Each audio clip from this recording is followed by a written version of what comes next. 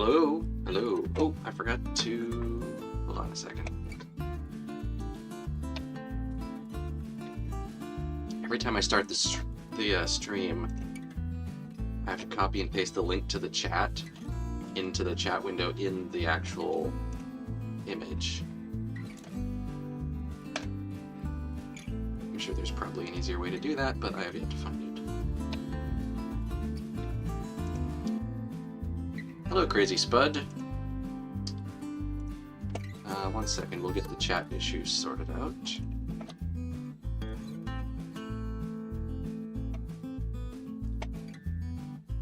Hello, Glenbrook Productions. There we go. Now we've got the chat in there. I always try to have it in the actual stream so that on the VOD, if for whatever reason the chat log gets lost... Hello, Chase's Railway Lines. If for whatever reason the chat log gets lost and somebody wants to watch it back, they'll be able to read the chat on the actual thing. Alrighty, well, it is just me to start out with. I think Peter's going to be joining us a little later. I think Vintage Renewed is going to be joining us a little later. So, I will start by myself, I guess. Oops. Actually, no, I'm going to make this a multiplayer session so that people can join later. So...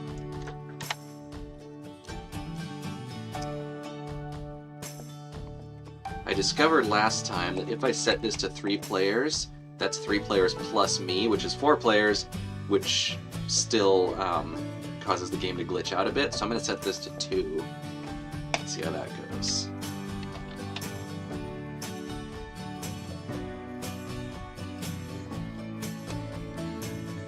Leave all the other settings on default.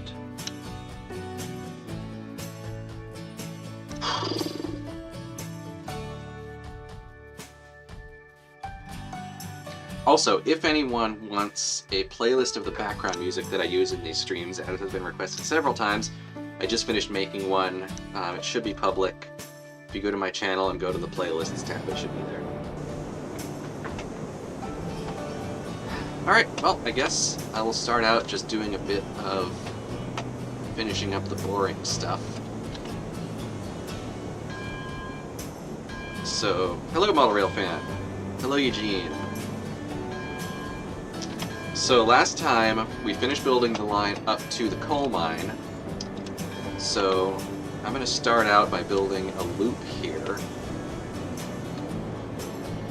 Actually, before I do that, let me see, do we need to go anywhere else from the coal mine?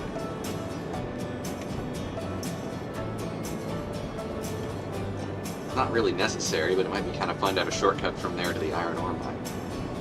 The iron ore mine doesn't typically take coal, though, and the coal mine... Does the coal mine take iron ore? Crazy Spot, I will probably buy the rotary eventually, but we've got quite a long way to go in the game before I have the money or the XP for that. Okay, the coal mine, neither the coal mine nor the iron ore mine actually need anything to run between them, so let's not bother with that for now.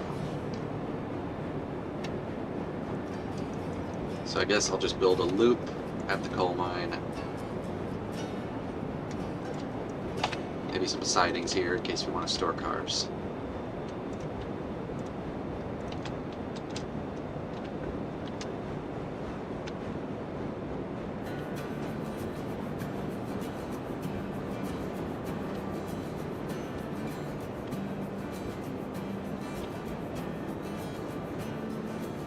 Since I've got room here, I'm going to do the thing that you're supposed to do with S-curves all the time, which is put a straight piece in the middle between the left and right hand curves. Oh, I'm sorry, Model Rail fan, that sucks big time. Don't feel you need to stick around for my sake. If you want to sleep, definitely sleep.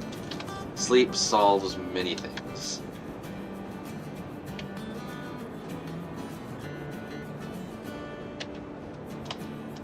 As I always say, hopefully this stream will be a good insomnia cure.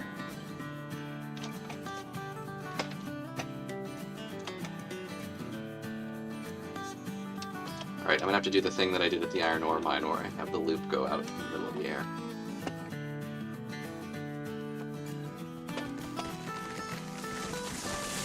know what, as long as there's not a lot of people chatting in here, I'm going to try to boost it up a little bit.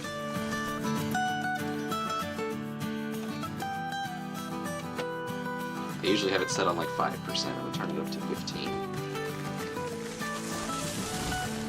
Getting crazy.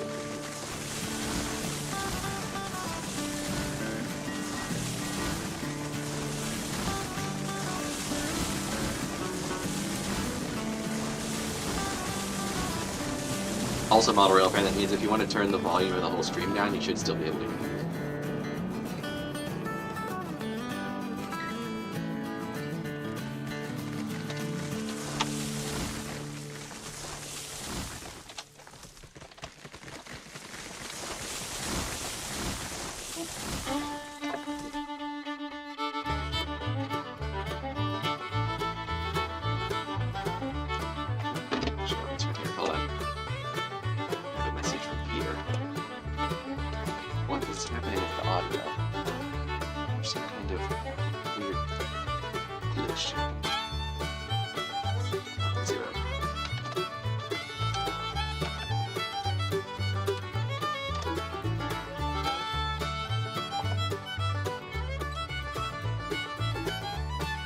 Alright, well I don't know what that audio glitch was, hopefully it won't happen again.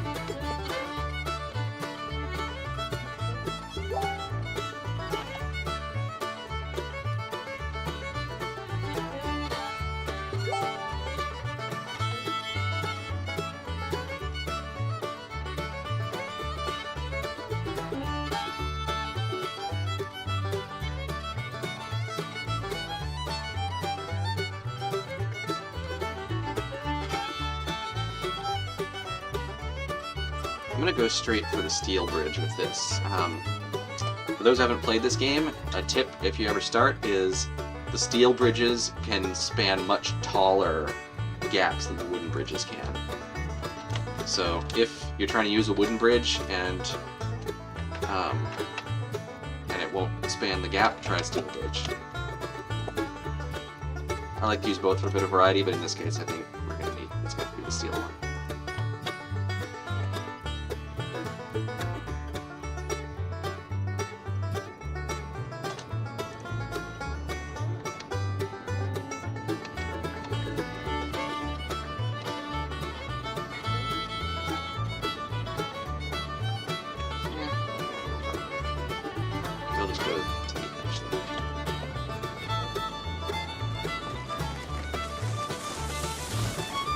I know I've said it before, but I do wish there was a way to just have it automatically delete any trees that are in the path of the track. That would really streamline this game. It's supposed to be a railroad simulator, not a tree cutting simulator. Lindbergh Productions, I would say wait till the game's on sale. I would not pay full price for it, but if you can get it for like half off, then it's a fun little diversion.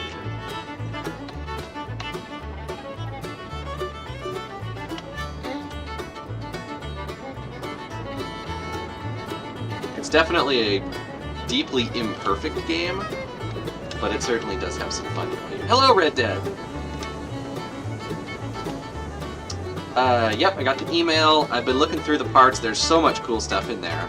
I might try to do something with that Bachmann 440 chassis. I did test the Tsunami as well, and that works. So I'll probably use that in my Bachmann New Tooling 440. I've been looking for a sound decoder for that for a while, and I think that'll fit. Model Rail fan, I think it's like 30 or 40 bucks. Let me check.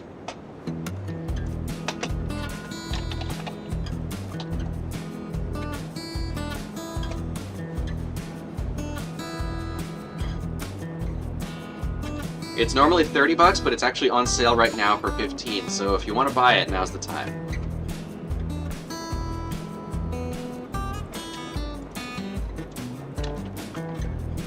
Let's see if it says when it's in the time.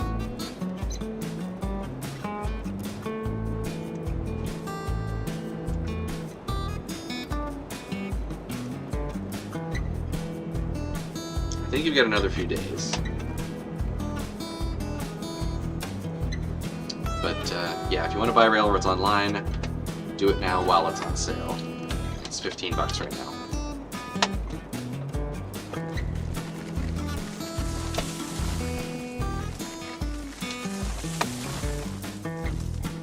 Alright, so there's our loop.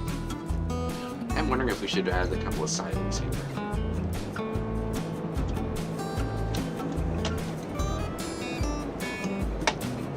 Not space to put it back there, is there?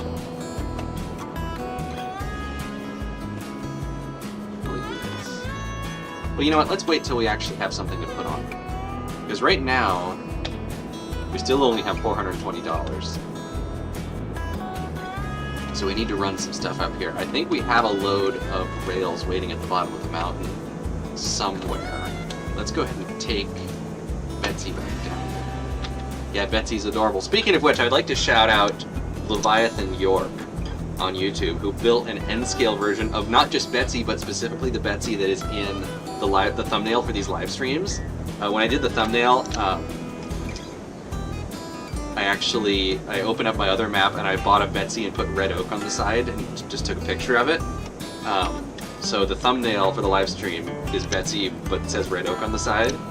And Leviathan York built an N-scale one like that with red oak on the side. So shout out there. I've invited Leviathan York to join the streams, but I don't think they did have it yet.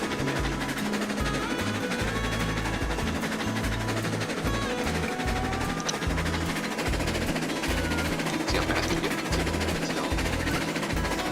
Oh yeah, and then we get to the waterfall. Actually, I'm gonna try and cut some trees as we get this far. I love doing this. Stand on a moving train and cut trees as you pass. This is like, I kind of like invented a whole little mini game here.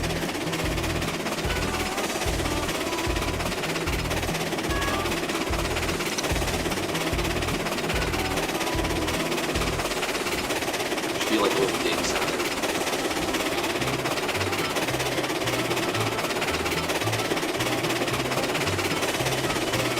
It's actually pretty good.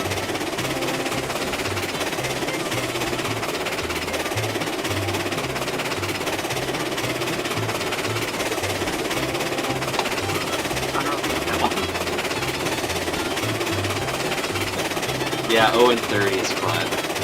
It's weird, I have a decent collection of 0 and 30 stuff. I just don't have anywhere to run it. Or any like overlay. But I've got 2 locomotives, a bunch of freight cars, a bunch of passenger cars. I should get the 0 and 30 Betsy. Here's the waterfall.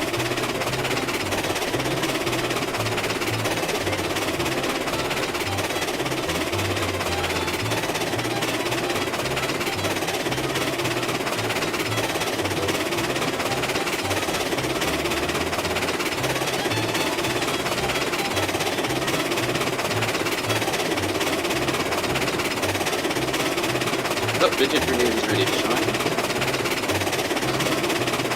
Let me stop this train. Actually, no, you know what? In the spirit of chaos, let's leave the train going. I am going to get it to the drive. He's going like 30 miles an hour down this hill.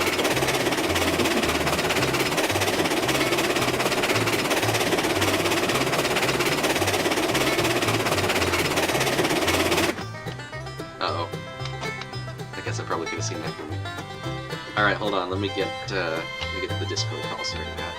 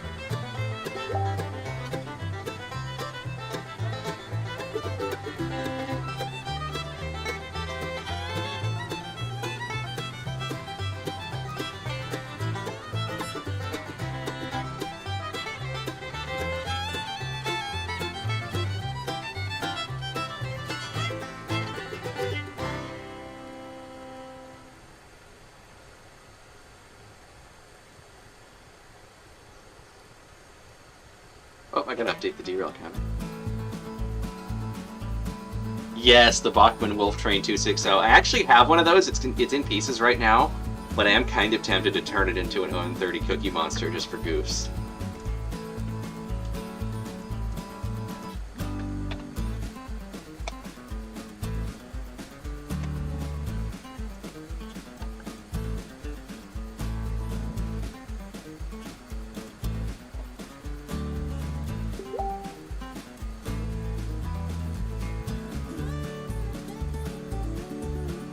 Oh yes, I have to play the sound effect.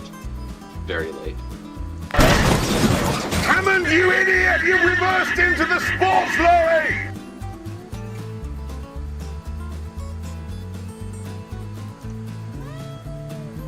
Alright, Vintage Renewed should be joining any time. I'm gonna get this. Oh. Wow, okay. I didn't realize quite how far we flew. I was looking at a different window at the time. Well, no matter.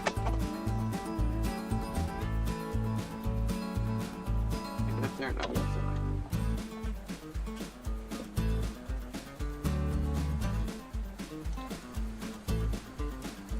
so we are now facing downhill. And we have no boiler pressure. I forgot to put wood in. We need to refill this thing with loopers. Wait! The firebox is full. Why is there no boiler pressure? Are we out of water? Oh, we're out of water. Okay, we need to go get some water. But we're actually still moving because it's downhill. So I could just close the radiator and coast. Or the radiator, what am I saying?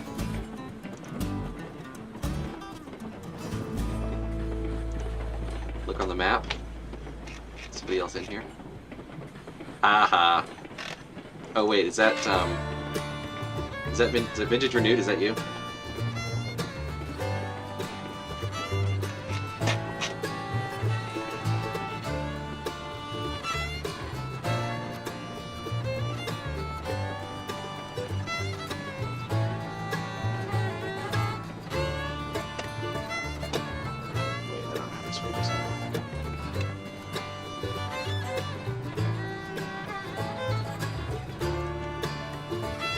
Alright, well, I guess we're just cruising downhill until I find some place where it's convenient to build a water tower. So we can't fill up with water from the river, seeing as the track goes down the river.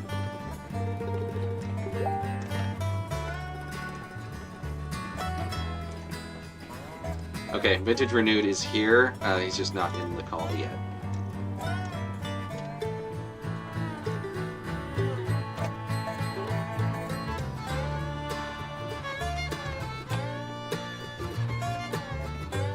Wait a minute. Train Boy, is that you? I finally got the app to open. Excellent. I think Train Boy is hijacking my locomotive, but we're not getting very far because I'm out of water. Is he going to wreck the sports sedan then? Entirely fine. I don't know, I already wrecked it once. I'm kind of bummed I missed it actually, because I think I flew off pretty spectacularly. Red Dead, no, I missed the sale. I procrastinated and missed it.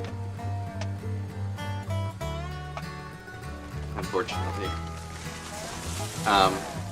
Alright, we're gonna have to stop at some point and build a water tower, because this engine's completely out of water, and I just dropped a tree across the tracks. Which effectively stopped what little momentum we had. Maybe we just go get the Cookie Monster. Where is it?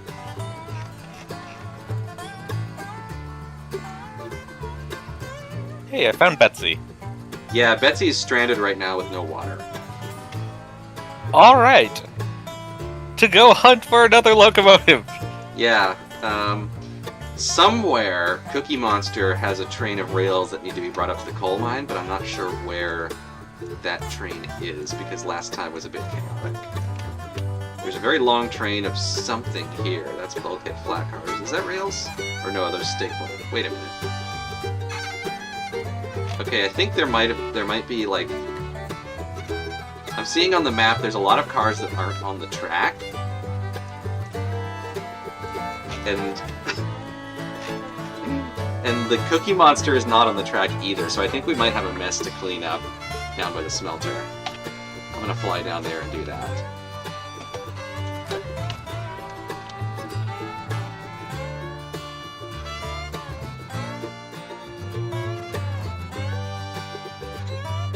Oh god, how did...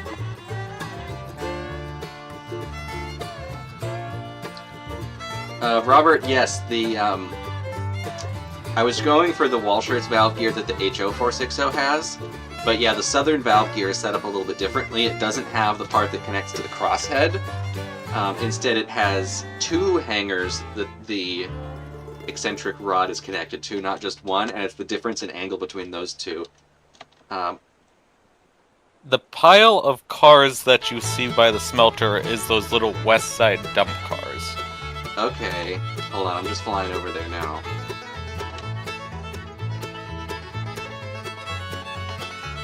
Stake flats are on the track. Wow, look at that! Okay, clearly some chaos happened here on the last stream that I wasn't aware of. Right? We don't need the side dump cars right now, so I'm just gonna leave them there, but, okay, so we've got a bunch of bulkhead flats here and a bunch of stake flats here. Where is the train full of rails? And where is the Cookie Monster?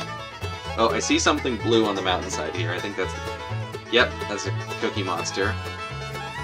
Where is it at? It's right... It's off the trestle on the side of the mountain. If you see where I am on the map, I'm right on top of it.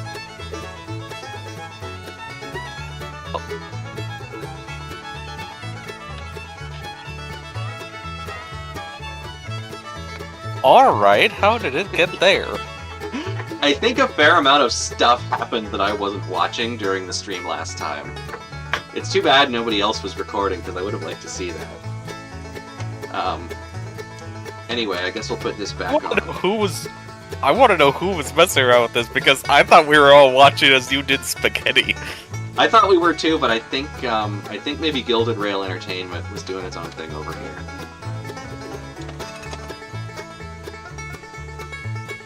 Okay, I just somehow managed to derail the cookie by re-railing a tender inside it.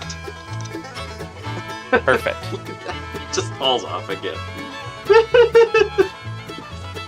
Train boy, I can't see the Betsy right now. I'm over here trying to re-rail the Cookie Monster by the smelter.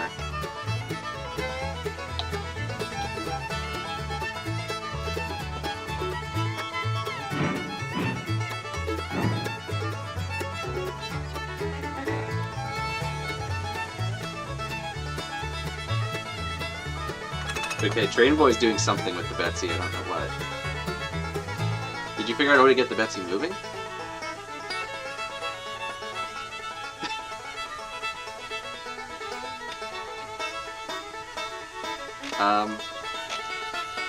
Do I want to know? Hold on, I have to go see what this is.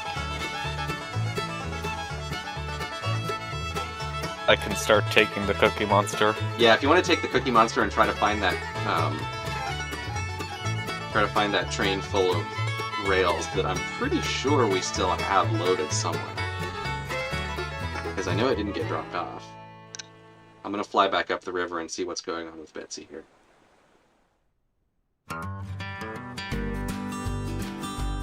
Unless they got unloaded somewhere. Well, they were supposed to be headed for the coal mine. They got unloaded somewhere else. Then we're gonna have to get some more. Crazy Spud, I'm not sure what's going on with the textures. I've noticed that the game has been like... The texture resolution has been getting kind of crappy lately. I don't know if it's a setting I changed by accident or... What? There's the water tower is on the track. I mean, I guess that's one way to make it align properly, but there's a platform right here. Red Dead, no, when I ran the Mikado, it seemed perfectly quiet and smooth. I didn't notice anything unusual. For a little background, I'm doing another DCC, 2 more DCC installs for Red Dead Railroad. There's a Mikado and a 280, and they just arrived. Train Boy, I'm not sure I want to think about what's going on here.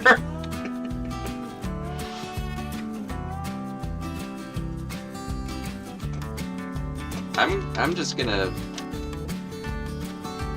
You clearly seem to have things under control, so I think I'm gonna do something else.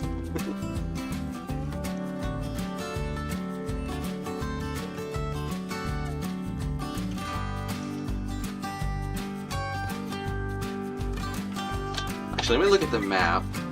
I wonder if it'll show me where loaded cars and empty cars are.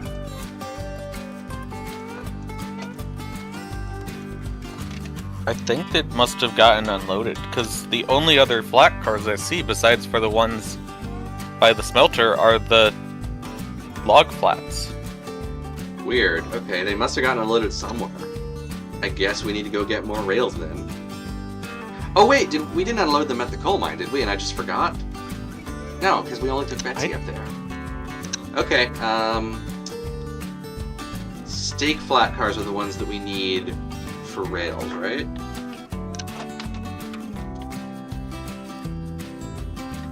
Or is it the Balkans?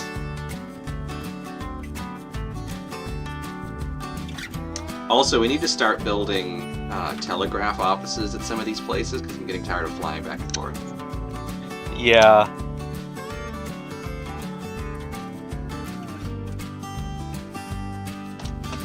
Alright, I'm gonna build one here at the jump because funny.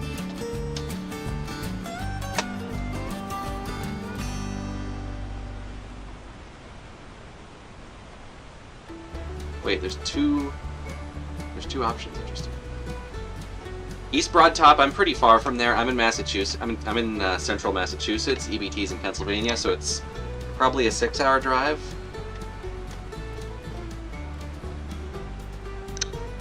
One of these days, I want to take a road trip out to Pennsylvania and see all the train things. I need to go back out to Pennsylvania. Okay, I don't know why this won't place.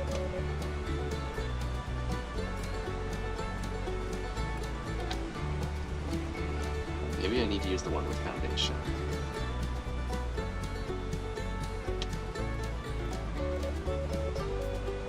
Why will this not... The telegraph office just... Oh.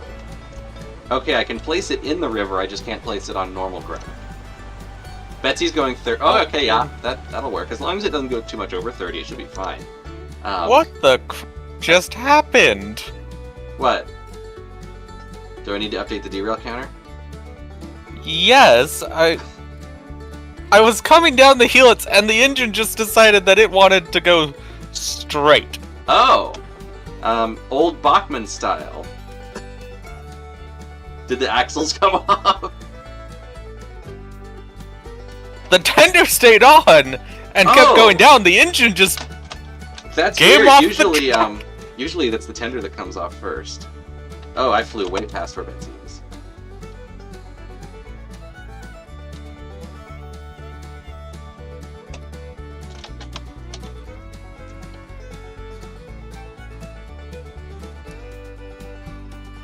Alright, somewhere in the river, Betsy is going 30 miles an hour. Oh, there we go! I see it.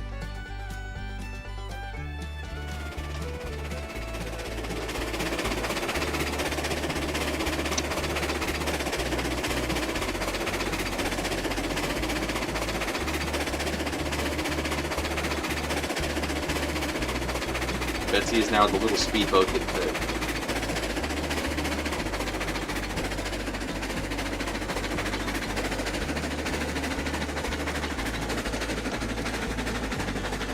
Okay, that doesn't look like 30 anymore.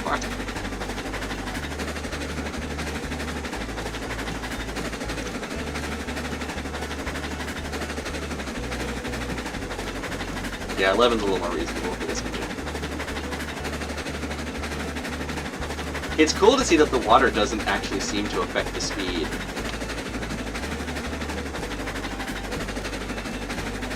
It seems like we literally can just run down the middle of the river, and it's fine.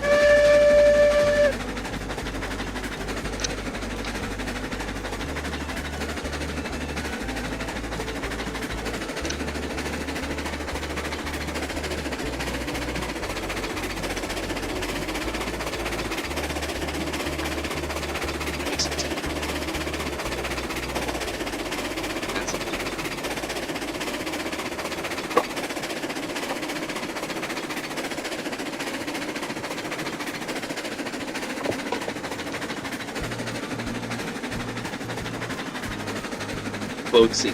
I'll just leave that there.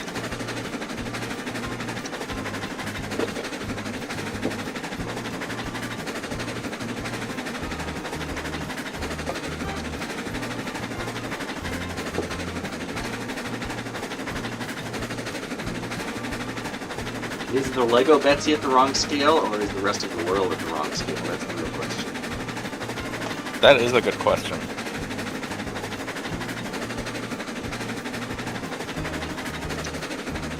Oh right, I gotta update the duo.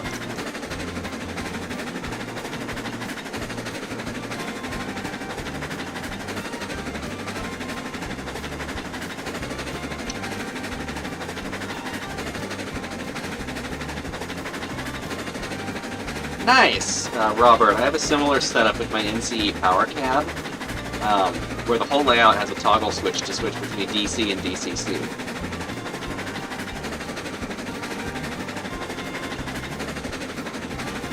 The Zephyr does have the ability to sort of run DC engines by itself.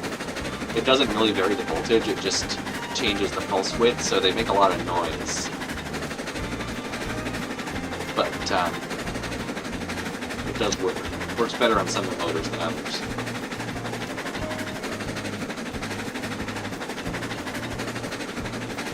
Oh nice, 3D printed. Is that, what scale is that? I keep meaning to try, like, the little HO and 3 stuff. Or not HO and 3, HO and 3rd. Whichever ones are on in-scale frames. Oh, we're getting into the deeper water here.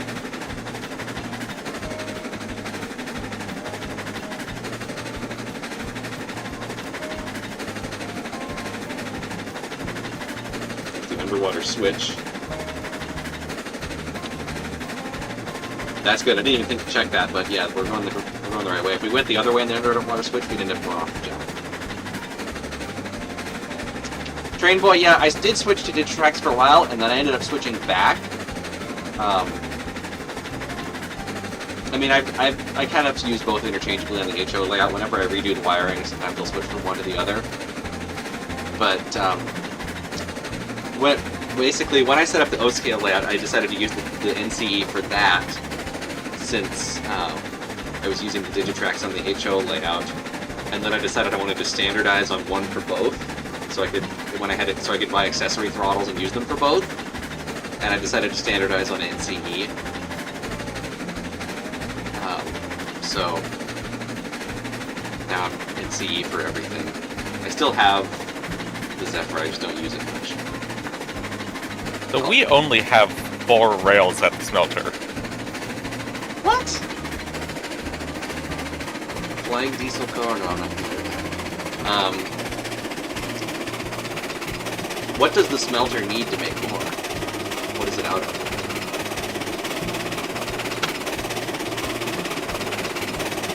Iron ore... Let me look.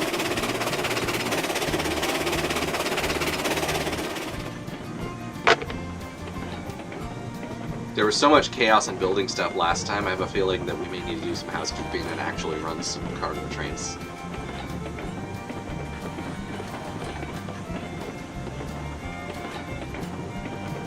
Mostly iron ore. There's still a decent amount of cordwood. Okay, so we need to make a run to the iron ore mine. Whoa, this is gonna be a spicy corner. We made it, though. 30-mile-an-hour downhill Betsy.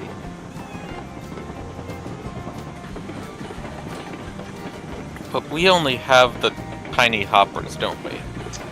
Oh, yeah. And we don't have enough money to buy anything else at the moment because Vintage Renewed ran a bunch of trains, but the money ended up in his account and he doesn't have enough XP to buy stuff. So we're kind of stuck until he has enough XP. No, I only have 1,200. Oh, I only have like 400.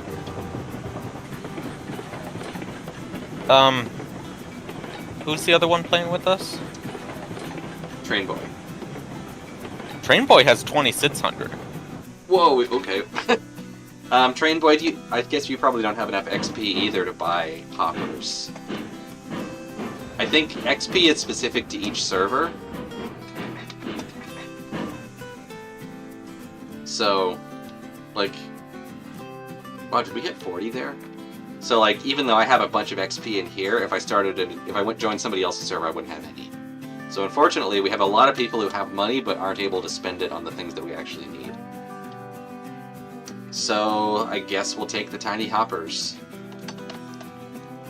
How do we get more XP? Do you know? It just happens as you play. I think maybe it happens from delivering stuff, or maybe from building stuff. I think maybe cutting trees down gets you XP. I'm not sure. Actually, hold on a second. We slammed into that train pretty hard and we pushed all the flat cars together. Why did they not couple? Train boy, you want to push this forward again?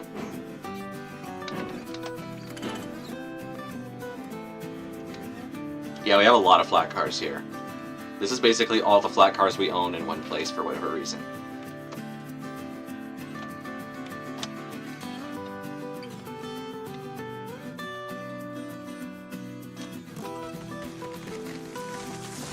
And Betsy has disappeared. Okay.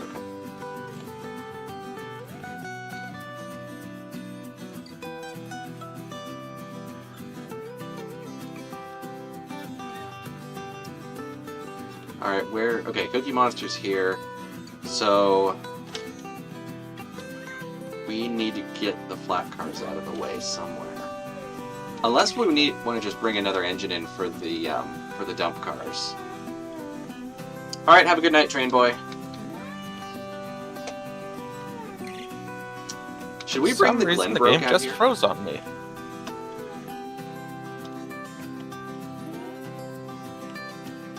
Where is the Glenbrook?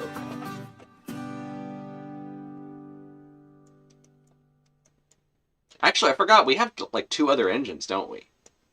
At the sawmill. Yes. I completely forgot about those. I wonder if the Montezuma is strong enough to haul the coal train.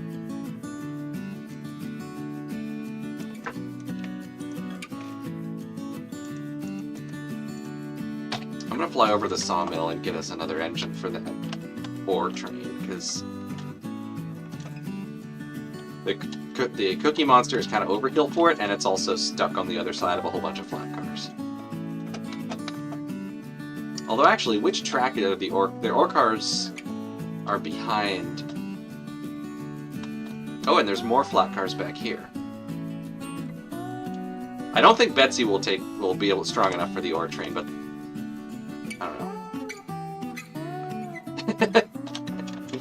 Glenbrook Productions, I'm kind of numb to shenanigans in this game because the last few episodes have been so chaotic.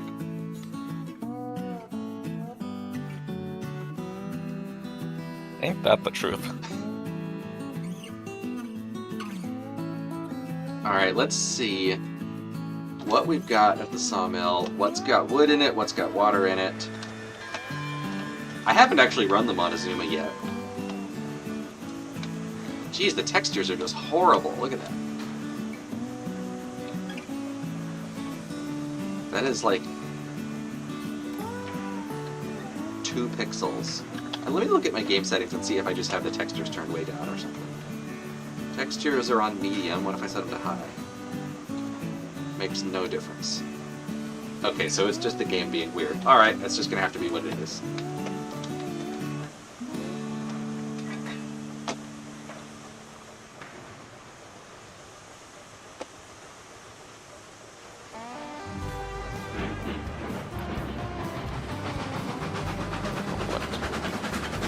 Alright, I'm going to take the Montezuma purely because with the screwed up textures, the Glenbrook does not look right. All of the lining is like so pixelated that you can't even see it.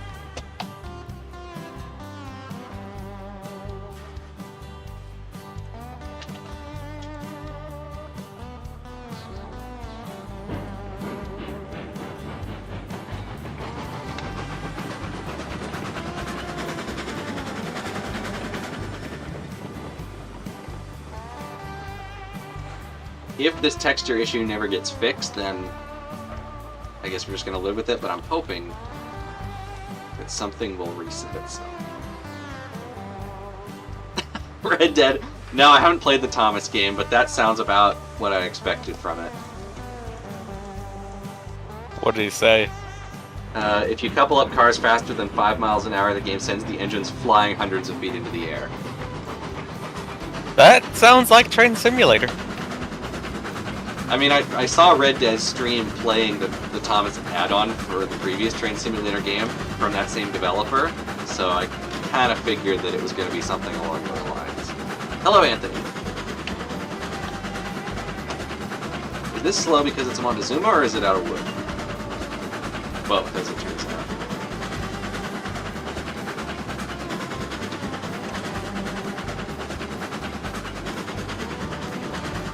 It's wonders of Sodor, but not the kind of wonders they had in mind.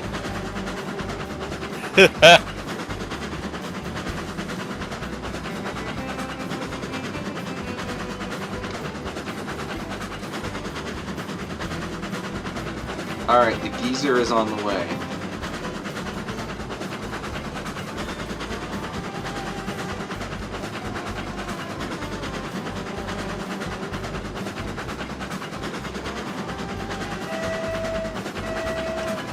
Almost no blood pressure.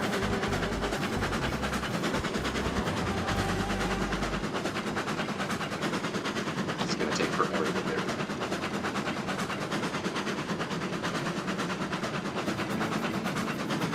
Actually, it's gonna take even longer than I thought because I'm on the extra long route, I'm pretty sure. Oh wait, no I'm not, maybe. There are two side dump... No, there's a side dump car and a bobber caboose.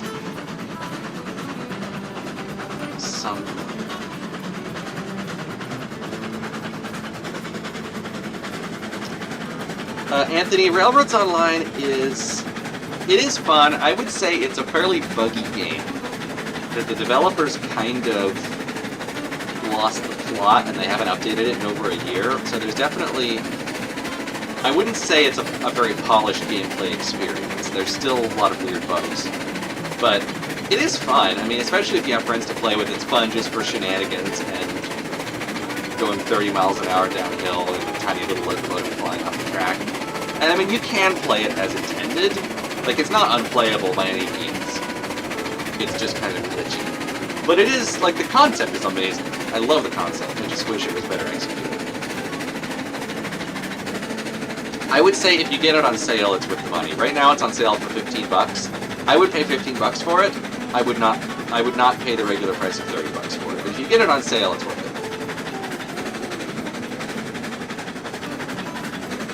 The engine faces don't spawn it. Ooh! So it's like the Bachmann Thomas with the face removed. That's freaky. I mean, even freakier than Thomas is as a general concept. I've never really gotten that into Thomas for a number of reasons, but largely because the faces just don't look right to me. It just looks like this weird, kind of creepy, concrete face attached onto the front of a train. It doesn't look like... Like, I've always been more a fan of Pixar cars, because they actually integrated the facial features into the design of the vehicle. Whereas Thomas, it just feels like an afterthought. Thank you! Everyone always questioned me when I told them I don't like Thomas. They're like, what? How come? Yeah, it's just, the character designs just feel kind of lazy at best. That and, like, the actual characters and the way they interact is so painfully 1940s British reverence idea of how society should be. It's very draconian. Have you watched, the Dark Productions or whatever? The Dark DJ Productions? No. I've seen a couple of videos on, like, how the island of Sodor is a dictatorship. So, Dark and a couple other people have been... They each have their own series, but it's taking place in the same world. Basically, take the idea of Thomas, but remove the faces and give it adult humor. See, I actually kind of love that. I'll have to send you... Yeah, definitely send me that, because that sounds pretty entertaining. It is hilarious. Like, I know there's been a lot of, like, Thomas parodies with adult humor. I think Adult Swim did a few. There was an Australian one, but removing the faces is, I feel like, from a Thomas perspective, it's a bold move.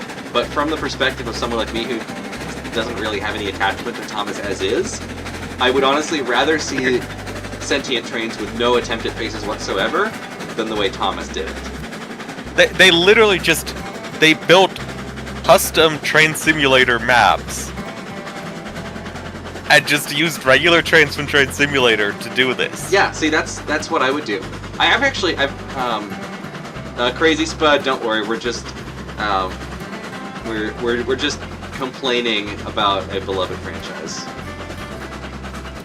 It's fine. We're just raining on everybody's parade over here. Yep. But I've had an idea for a while to do a series that would be, like, basically fix everything that I think is wrong with Thomas. So it would still be sentient trains, but no faces.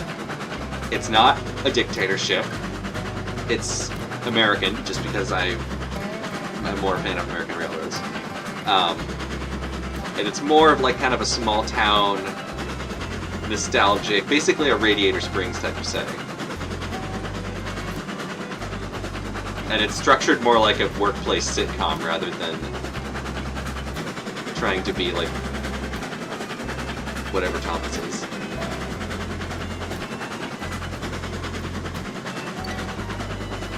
But I'll have to take a look at Dark DJ's series and see if that's more what I have in mind.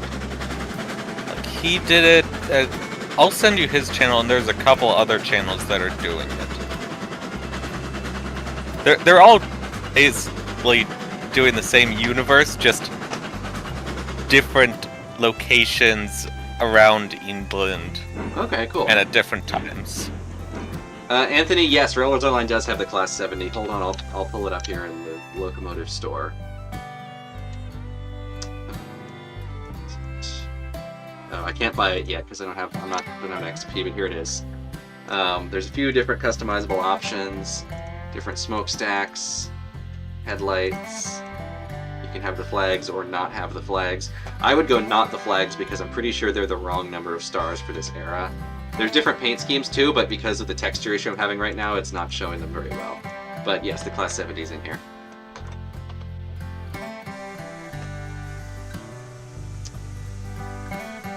Yeah, Gilded Rail, that's basically what I was thinking. Like a steam, like kind of like some little forgotten steam railroad long after the rest of the country had dieselized. Almost a Petticoat Junction type of situation, but with more than one locomotive. And then a random employee shows up with an RDC? Yes. Well, I feel like it would be cool to have, like, occasional episodes where, like, some other piece of rolling stock visits as a character, sort of like what Thomas did. Employee just shows up, his employee's just like, comes in one day, is like, yeah, so I bought a train! Alright, let me look at the map and see how exactly... So there's not really any good way for us to get to the smelter without moving all those flat cars. So I think we're going to have to do that regardless. The question is, where do we put them? We may have to build another siding. Let me work on that. Yeah, if you feel like building a really long siding that we can just stick all these flat cars in, then we can... I'm going to build us a yard, yes. Awesome, thank you. And then we can get all this out of the way and run the Montezuma with the side dump cars up the mountain.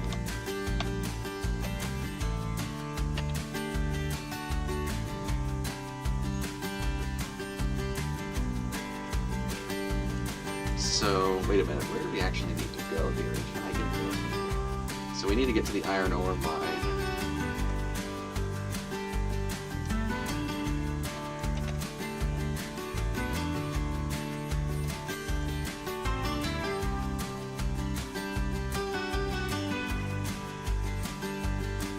So yeah, I need to be able to get past those.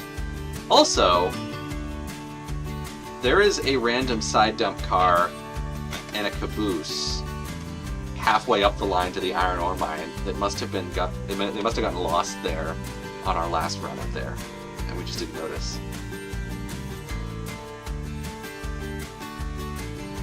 Oh, nice, Gilded Rail. Yeah, I've seen a lot of series that are done in various train simulator games. Personally, one of the things that I have always really liked about Thomas is the models. Like, the model series had a certain charm to it that I really liked. So if I ever did do a series, I think I would have to shoot it with actual models. And I've had this concept in mind for a long time, like all the way back to when I had the Red Oak Railway. And in fact, a lot of the early character designs were based on locomotives that I had there. They've all sort of evolved since then.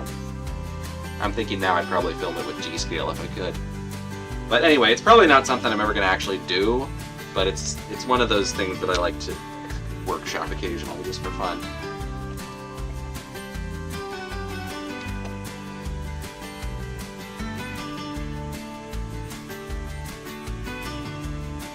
Oh, nice! I haven't really seen a whole lot of people try and like model actual prototypes in Railroads Online. It's a cool idea, but I feel like this game, like I have a feeling once Century of Steam comes out, we're going to see a lot more of that, because Railroads Online is just, it just kind of makes realistic operations difficult.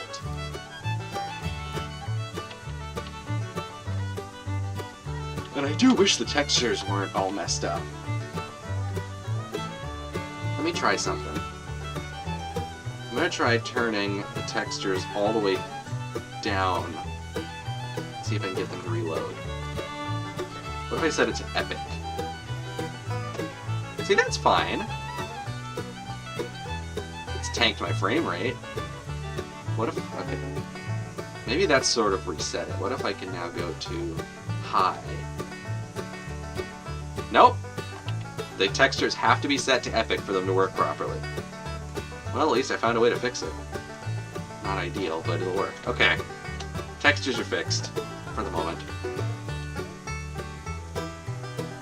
The Fillmore and Western 280.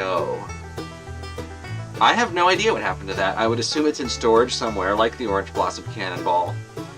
But yeah, ever since they closed down, I have not seen hide nor hair of it. Another railroad took over the Fillmore and Western. Oh, do you know if they did anything with the 280? I want to guess that it's just in storage, but I'd have to look.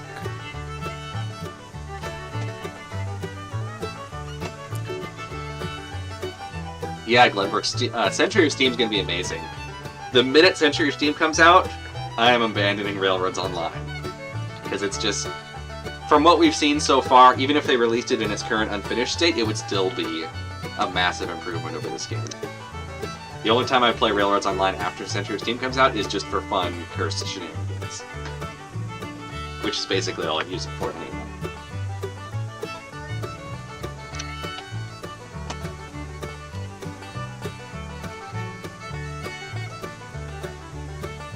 Oh, I see the yard's starting to come together.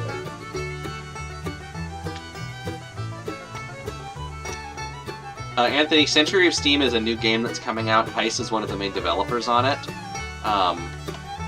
It's a lot of the development is people who used to work on Railroads Online.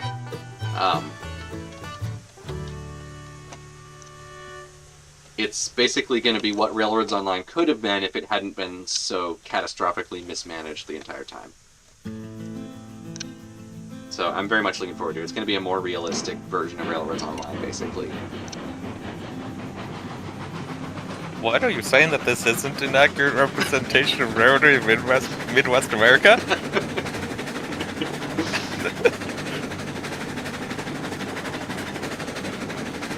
Yeah, Gilded Rail. It's a more real take of Railroads Online.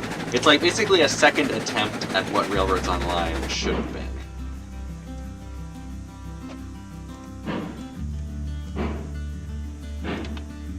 Although, actually, I feel like not a lot of people know this, but Railroads Online itself was the second take of something called American Railroads that the same lead developer made a number of years ago.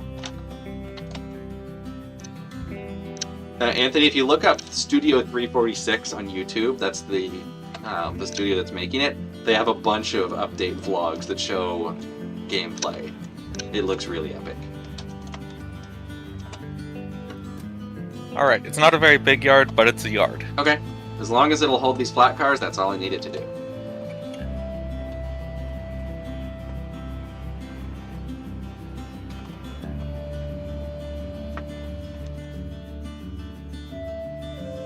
I'm just going to use the Cookie Monster and pull them.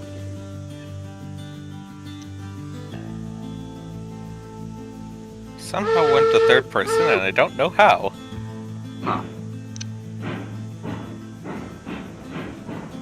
Also, I don't know. Oh, I'm only pulling go. 2 cars. Why are these not staying coupled? I don't understand that part.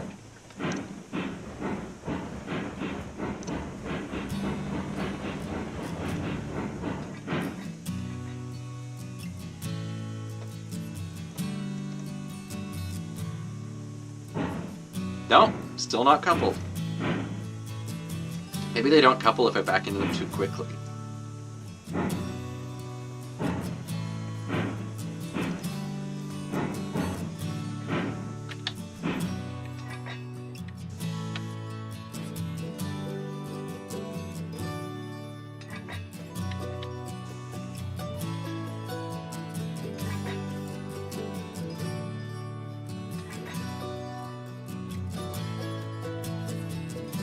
Alright, they should all be coupled now.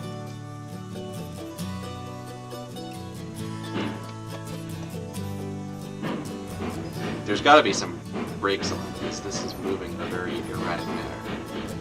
I'm releasing all the brakes. So far, Gilded Rail, we're basically just cleaning up all the chaos that happened last time while I was busy laying track in the river. So we built a little yard, we're putting all these cars in it. We need to run some iron ore, because I don't know what happened to the load of rails that we had. It must have gotten unloaded somewhere, but the smelter needs iron ore to make more. So we're gonna do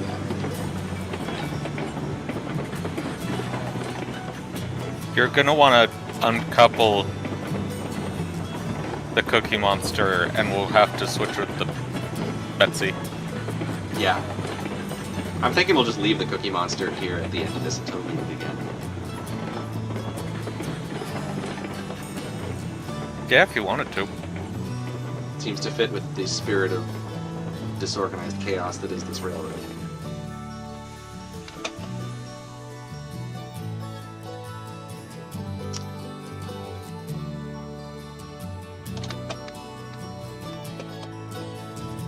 Alright. So, stake flats will go in this siding. I'm gonna pull back with the Betsy. Yep.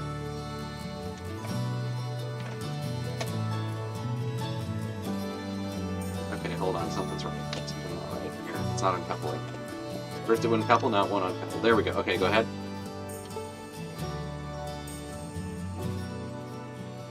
Go ahead. Oh, I know what's happening. Okay, hold on. Stop the train. I figured out the problem. Because it's all part of the same train, when we move the throttle on one locomotive, it moves it on both of them. So what we need to do, I'm going to put just a tiny bit of forward throttle on the Cookie Monster, and then come back and uncouple the cars. Oh, and now they did uncouple. Okay, so it only works when I'm not watching it. But yeah, that's why it wasn't working. It was because they were both still connected.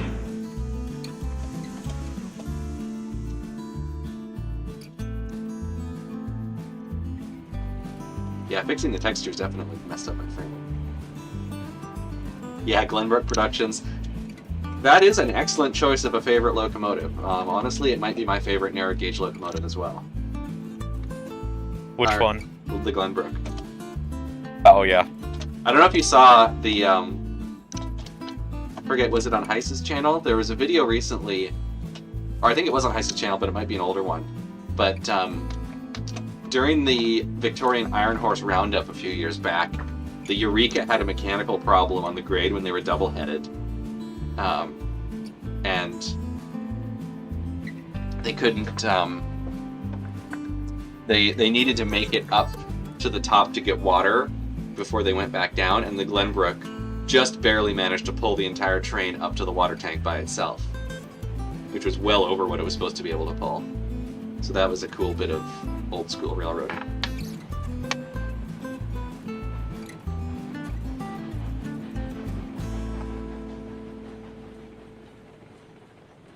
And they used a really interesting technique, which we should try in this game at some point, where it couldn't start the train as is. So what they had to do was back up, get some slack in the couplers, and then start the engine going, and then it would pick up the first car and then the second car, and then by the time it picked up each car, the previous ones would have the momentum to keep it going, and then they could pick up the whole train that way. Alright, you want to back up now. I'm gonna have to put a brake on it. Actually, I just realized that's gonna be very tight clearance. Well, we'll see. Maybe it'll work. Hold on. Something weird's happening. Why is the Cookie Monster moving? I think... Okay, I think I must have forgotten to set the brake on the Cookie Monster.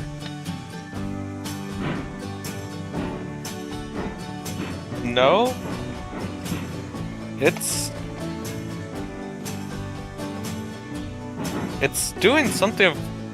I'm thinking it still is connected to... Oh, that's the super thing. weird.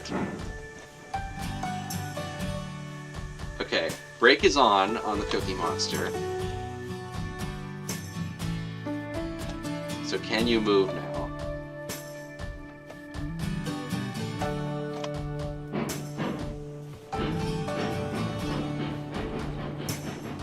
Okay, that seems fine, I think.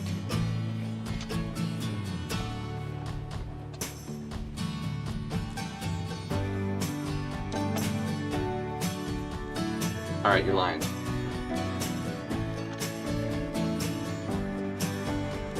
Yeah, there are a lot of cool narrow gauge engines. Let's see what people are saying. No, Gilded Rail, don't worry about it. It's fine. It's just Railroads Online. These things happen. Yeah, EBT to 262 is pretty cool.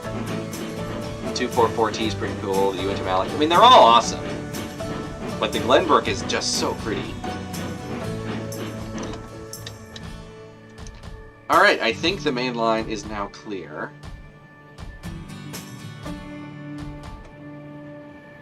Gilded Rail, I think what has to happen for me to get the money is that I have to be the one to hit unload on the freight thing. If we are not part of your company, yes. Okay, If I don't know we are how to part make you of part your of my comp- company. I just did that. I am part of your company. Okay, so now if you unload something, I get the money, or if I unload something, you get the money? If I unload something, you get the money. Okay, so now you can run freight trains. So next time Gilded Rail's in the game, we'll just have to make sure to do that to them too.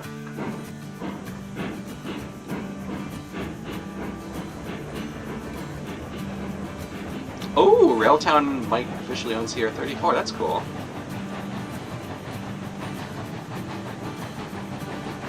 I've been seeing videos of the number 3 event that's going on, and it's just so cool. I hate traveling, but like at some point, an event like that is one of the few things I might consider flying across the country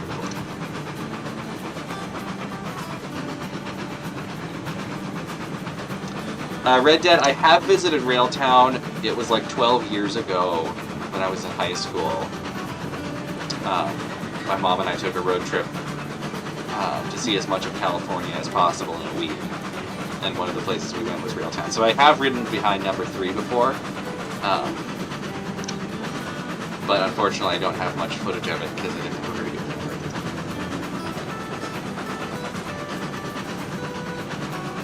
Someday I need to go to Railtown.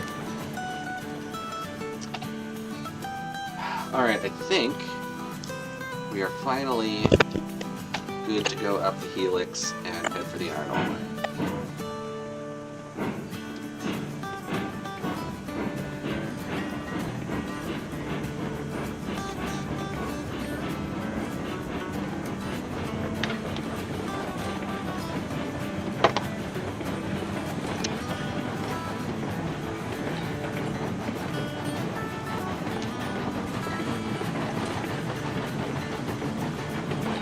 I like how John Railroadson just flips through the cab when you stand on the right board.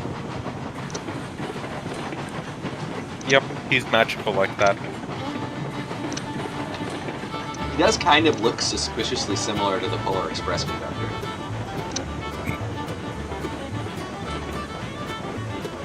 Okay, this might be a problem, because we are slowing down enormously with empty cars on not that steep of a grade.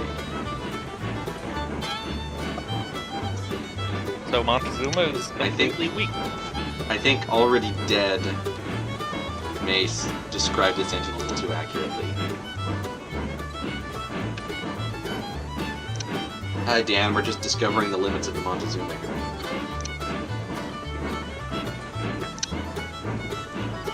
Yeah, well, we would go for a Kenosha if we could get any speed up.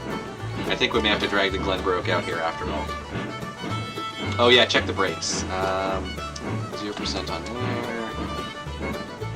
Problem with these is the brakes are on the side. So...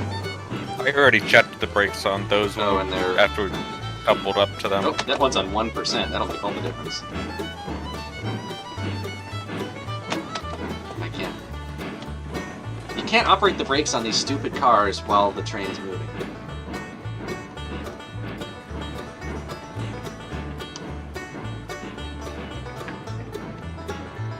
Start the train. Although it's kind of making pretty good progress on that, so...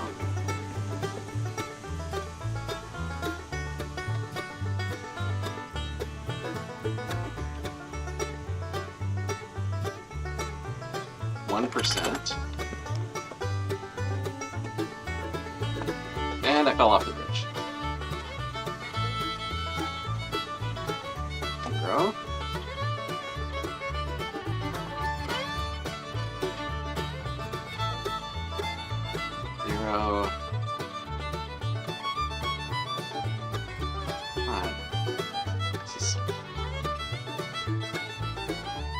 We really gotta buy some better poppers. Do I need to go get the Glenbrook? It might not be the worst idea. Yeah, the brakes are off. The Montezuma is just weak. Okay, I'm gonna uncouple the Montezuma and just send it up the line unoccupied for fun. Wow, coupler height much? Oh, and the train's rolling away because I forgot to set a brake. Hold on. Oh, I have sound for this. Where is it?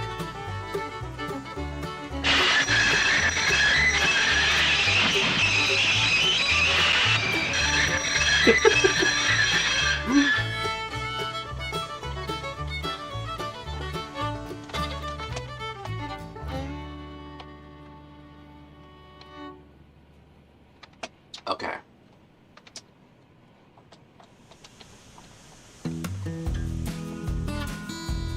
Alright, Montezuma is gonna get the Mad Max Fury Road treatment. Witness me! That's the right paint scheme for it.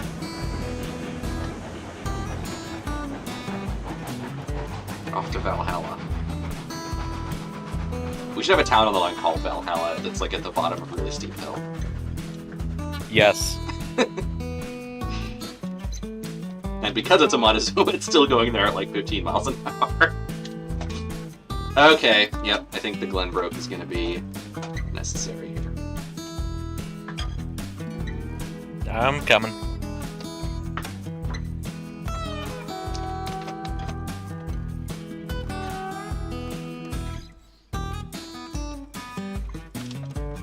Yes, Dan, the Franken caboose is quite famous.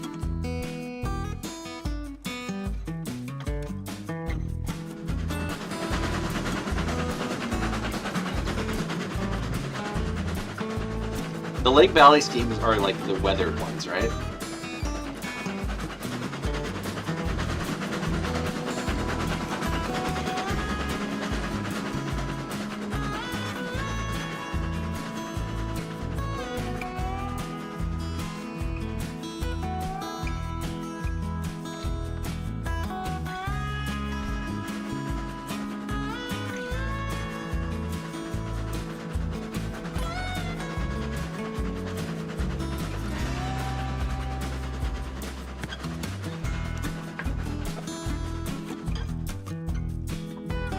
Yeah, I do like those. Yeah. John Railroadson as a sleep paralysis demon is brilliant. He just sort of stares blankly straight ahead. Never blinking, never speaking. You know what's really freaky is... I forget where it is, but one of the industries, I think it might be one of the stations, has a John Railroadson sitting on a bench outside without his hat on. That is somehow even more unsettling than regular John Railroadson.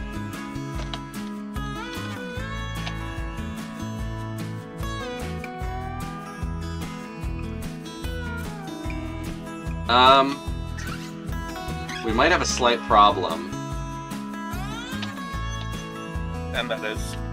There is a rogue Montezuma coming up the same line that you're coming down. I see that. And I think I may be a little bit too late to prevent what's about to happen from happening.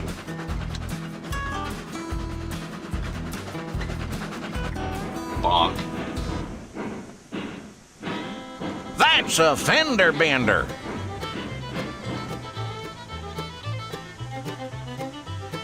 Clarkson! Hold on, we've got to play all the sound effects.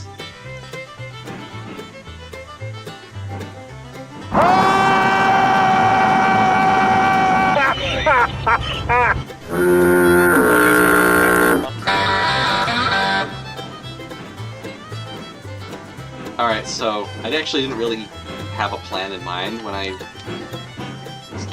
started this thing going, so I think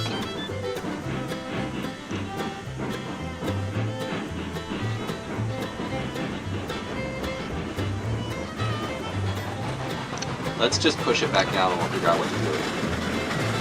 Ah yes, the Red Mountain and Silverton depots and the place you get the gold saves, that's a good idea.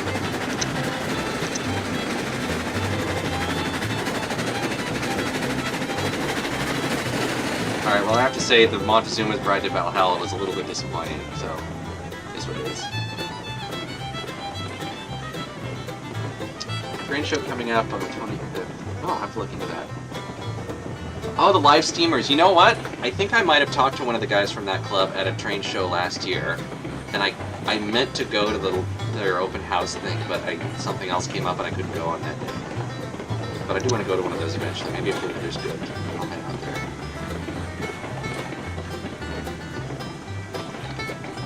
Okay, I got an idea. Open the regulator wide, uncouple.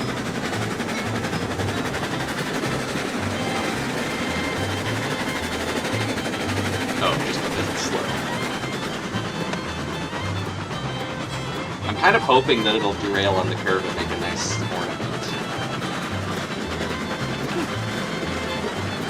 Yeah, we should have I've broken Stalin's house as a soundboard.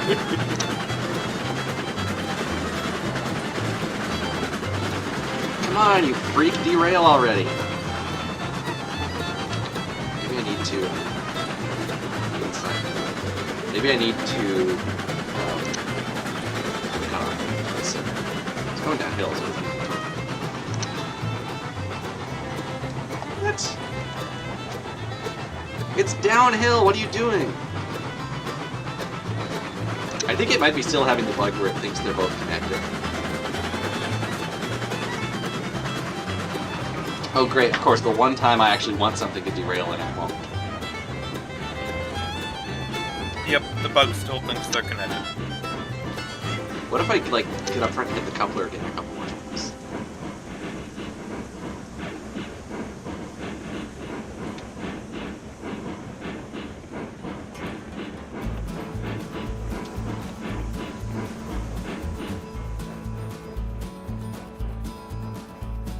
Okay, you know what? I've had enough of this. You might want to stop the Glenbrook. I'm about to do something I did. unadvisable.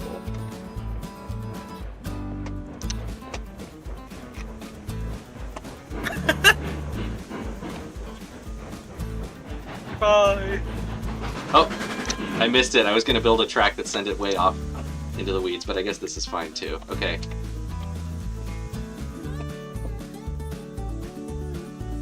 What we call the Clayton Ravine solution.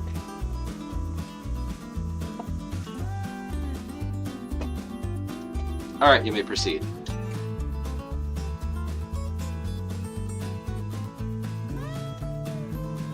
The Montezuma is now trapped inside the lattice work of the bridge. It is one with. Thank you, It is Chase. one with the bridge. Yeah. Oh, and I guess I do technically need to update the derail counter too.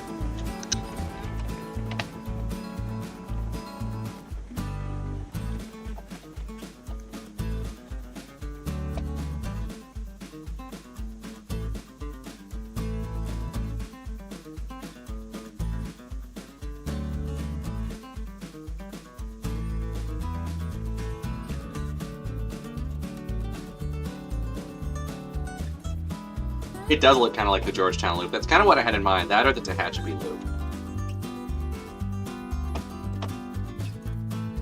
Turns out that actually having the track loop over itself is actually a pretty good way to gain a lot of altitude in a short distance. You had set some brakes on these, didn't you? Yeah, I set, I think, 1 or 2 brakes so they wouldn't roll down. Hold on, I'll figure them out. Tell you what, I will be only too happy to dump these dump cars off a cliff once we get something there.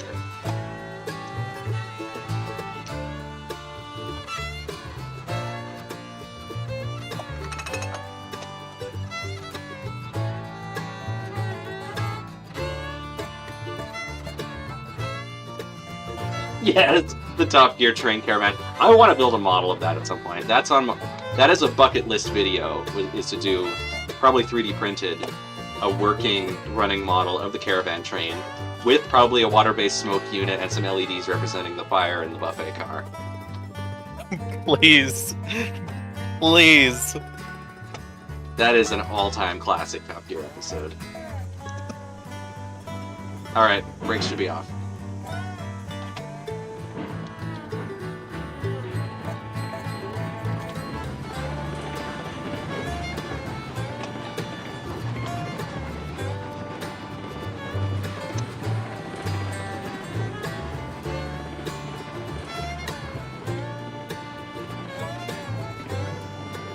And then at some point, as we go up this line, we should encounter the one additional dump car. 1, 2, 6, 7. Okay, so there's supposed to be 8.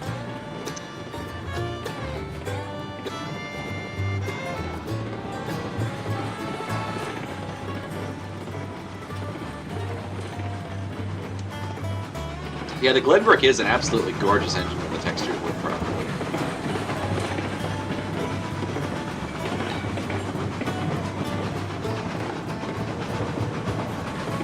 It does kind of look like the Tycho Bridge in Trust. I think Bakken did a similar one.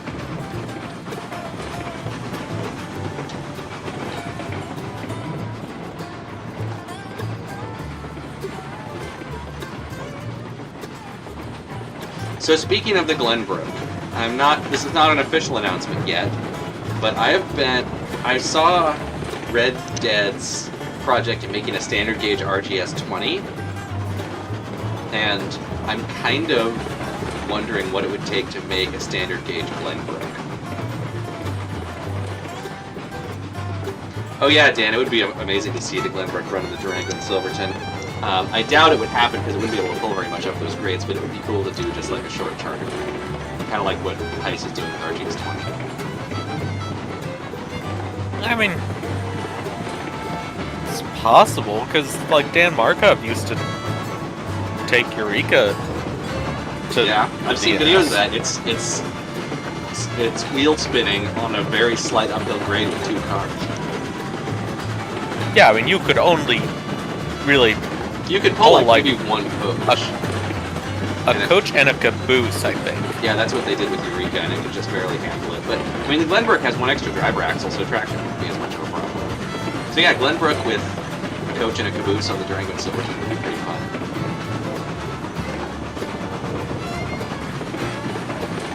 But we'd have to talk to you to make that happen.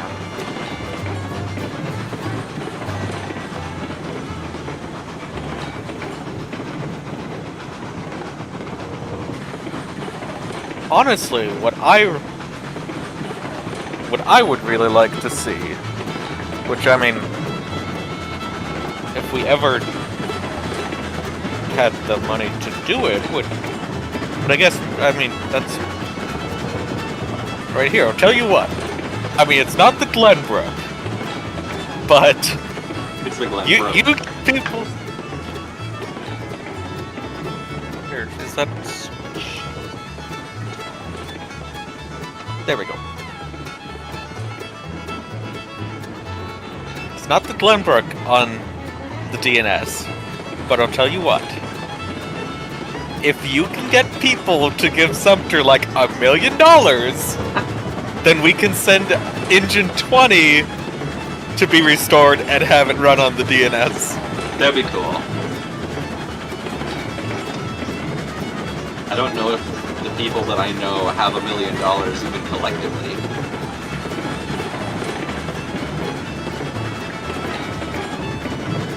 But maybe we can run it up the flagpole and get somebody with actual money.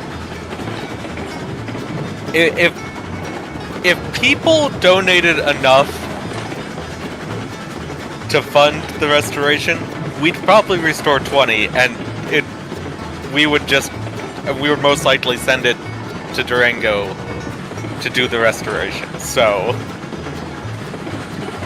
if enough 20 people gave is like money, that little mogul, right? No, it's the other sister Mikado. Oh! So I was gonna say, if you had like a mogul that was vaguely the size of the shape of the Glenbrook, you could have it painted up as the Glenbrook.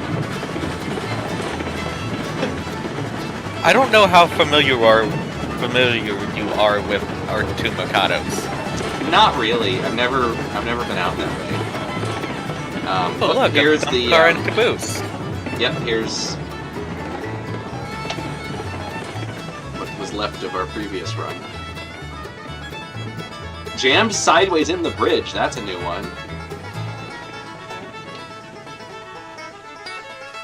All right, I'm just gonna re-rail these behind the train.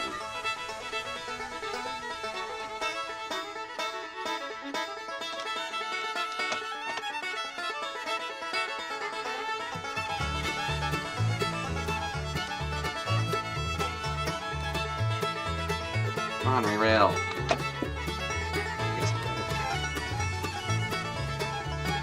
Chase, I think did you miss the on purpose yeeting of the Montezuma?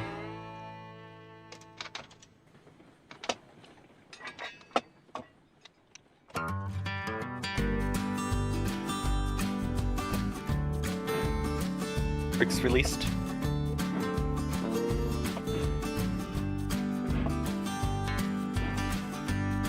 The brakes are so glitchy on these hoppers, I can't grab. I'm trying to release it, but it won't. Thank you. There we go. And the caboose. Okay, go ahead.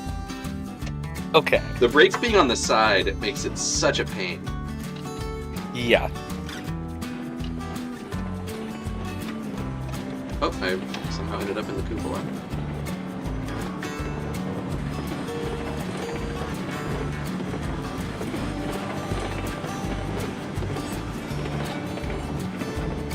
Glenbrook Productions, yeah, standard gauge Glenbrook. So what I was thinking originally was a Roundhouse 260, one of the old ones with the small drivers, with a Rivarossi 440 boiler on it. I bought one of the Roundhouse ones, and it turned out to be kind of a piece of junk. The axle slots in the frame were worn out so much that the wheels were wobbling really bad and binding. So now, I am 3D printing a custom frame. And I'm also using Mantua 460 connecting rods, which are a slightly different length. They're still, like, the overall wheelbase is roughly the same, but this one's slightly longer, this one's slightly shorter. So I'm taking the opportunity to make the 3D printed frame fit these, and the reason I wanted to use these is because they have the square style crank pin bearings on the end, whereas the Roundhouse ones have the later round style, and the Glenbrook has the square one. So I think this looks a little bit better. I also wanted to change the crossheads to the alligator style with two guides. Because the Glenbrook has those, but the Roundhouse 260 has the other style with just one guide. So this is essentially just turning into like a random mishmash of Roundhouse and Mantua parts on a 3D printed frame. But it's getting there, and I think it is going to use a Rivarossi 440 boiler. I got a bunch of parts from Red Dead recently, and there's a boiler in there that I might be able to use. I do have a Rivarossi 440 here that I bought with the intention to flip it, but I don't know, depending on how much I can get for it, I may end up just using parts from this. Is it the one that you put the motor in the boiler? No, that one is staying as it is. That one I'm working on a video for. That'll probably be the next video that comes out. This is the second one that I bought, which will be in that video as an example of how a stock one looks. But this is actually the old Poacher version from the 60s, so it's got the metal frame. So I might end up using this for Kit Bash, I might end up selling it. Who knows what I'll do with it. But like, for one of the old ones, it's actually in decent shape. Only thing is, it didn't have a drive shaft when I bought it, which is I think why it was so cheap. So I made one. I discovered that a 256 nut is exactly the right X size to fit in there. So I found a little piece of plastic tubing, put a 256 screw with a nut on it in each end, and a piece of heat shrink over it so that it's black, so it's not so visible. But it actually works decently well.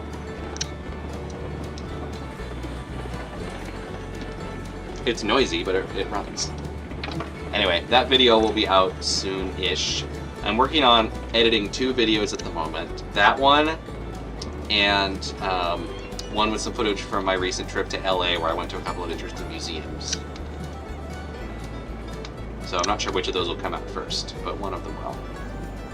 I'm trying to get more in the rhythm of uploading videos, because I know I frequently will go months at a time without uploading a video, and I'm trying to do less of that.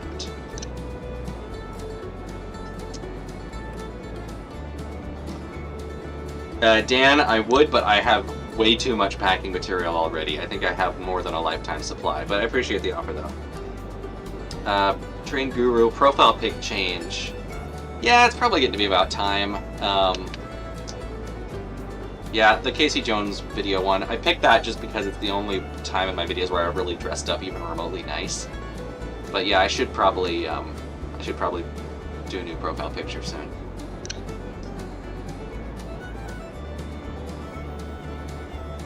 Yeah, the Athearn 260, it certainly has the right driver spacing. Only thing is, the Athearn version, the drivers are huge.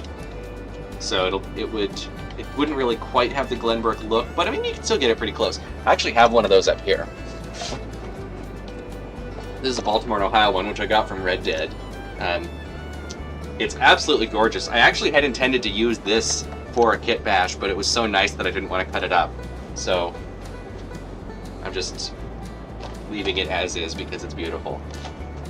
But at some point soon I'm going to do a combo review video on the Athearn 260 and 280. This will be the 260, and then for the 280 I have one of the yellow Bumblebee ones. But that'll be after the LA Museum video and the 440 video. Oh yeah, I forgot we're actually trying to run a railroad here. Yeah, Chase, the Rivarossi 440, that's kind of one of the things I wanted to address in my custom one, and you'll see how I did it. It's just a smaller stack and a headlight makes all the difference, because as it is, this is supposedly based on the Virginia Truckee Inyo, and you can tell it's the Inyo, not the Genoa or the Reno, because it has these little brass plate, or like some kind of decoration here. I think it's a Baldwin Locomotive Works logo, but it has those in between the drivers. The Inyo is the only one of the 3 that has those. So that's how you know it's the Inyo, although it can very easily stand in for the others. It is larger compared to Bachmann, so it's not accurate for that in HO scale. But if you look at like later 1870s, 1880s 440s, a lot of them were basically just the same design scaled up. And this scales out perfectly for that. It's just the headlight and the stack are way too big. So if you swap those out with scale size ones, then you actually have a pretty accurate like 1880s 440. So that's pretty much what I did. There was even one almost exactly that size that ran on the Virginia and Truckee briefly in the 70s. And Vintage Renewed will know what I'm talking about. They numbered it as Virginia and Truckee 28. 76. It's what, sorry? It ran 1976. Yes, that was it. It was also on the Sierra Railroad for a short time. But at some point, I would like to build a model of that using a Rivarossi 440 as a base. It's entirely possible. I might do that with this one. We'll see. But If you did, and you were able to get sound in it, I'd probably buy it off you someday.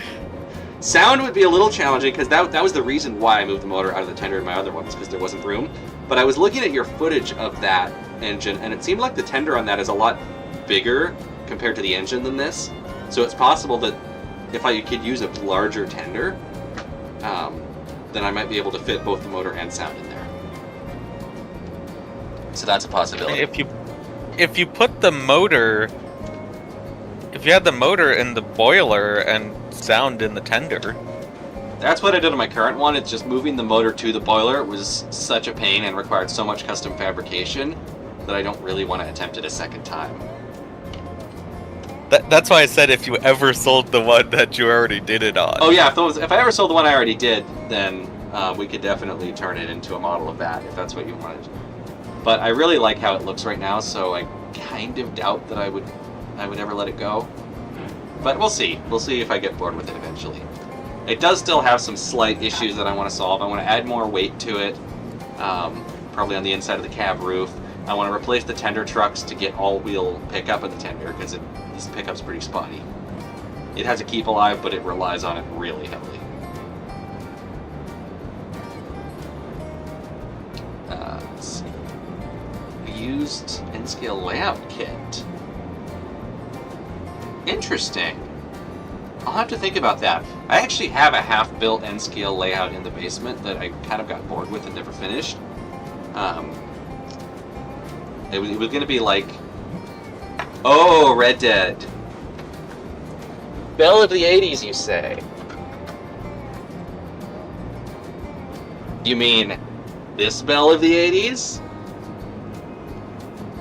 $40 this cost at a train show last December. $40 for a Belle of the 80s, and it runs. I was blown away. I'm actually probably going to sell this to Ricardo because he's been looking for one. But I was quite surprised to find one of these so cheap in not mint, but passable shape. It does need a little bit of work to really look nice. Like the cab, the running board's slightly bent, so the cab's leaning back a little bit. I'll try to fix that. But yeah, it's in surprisingly good shape. Nothing's really missing. But yeah, I do technically have a Mantua Belle of the 80s. I should probably make a video on this at some point.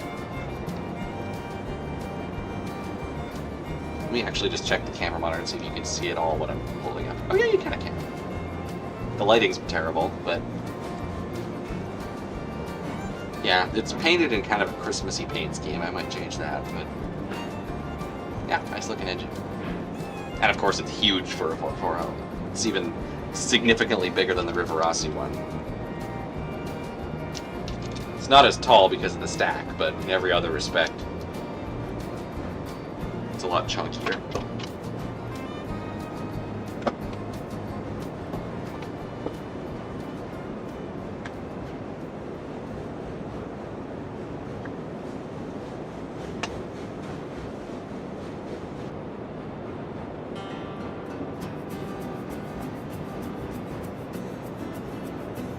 Yeah, Red Dead. I was amazed to find that. I also got one of the Bachmann old tooling ones for $25 at the same show. Gilded Rail, it's Mantua. It's a really old Mantua. I think it's from like the 40s or 50s. Most of the stuff they made later was die-cast. That I'm pretty sure is... I don't know if it's entirely brass, but I think it's entirely sheet metal. But yeah, it's really early Mantua.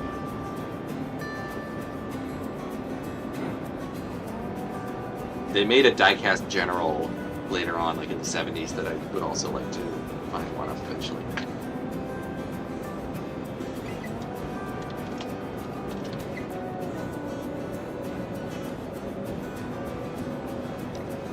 Is it lined up? Close enough.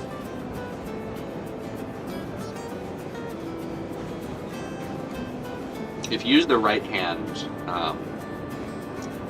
thingy, then it should be lined up perfectly.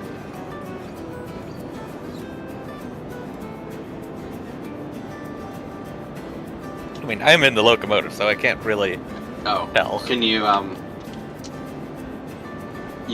and down arrow keys should allow you to go back and forth on the cars, but I can also just manually do it. Oh, whoa. Oh, you didn't know about that? Hello. No. Yeah, that's really useful. I use that all the time.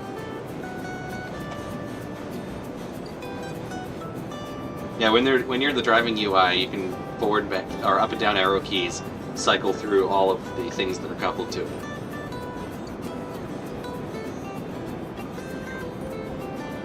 I really wish this game was better documented, because there's a lot of really useful shortcuts like that. Although you can't really... It seems like you can't activate loading or unloading. You can do like load and unload from there, I'm pretty sure. Oh.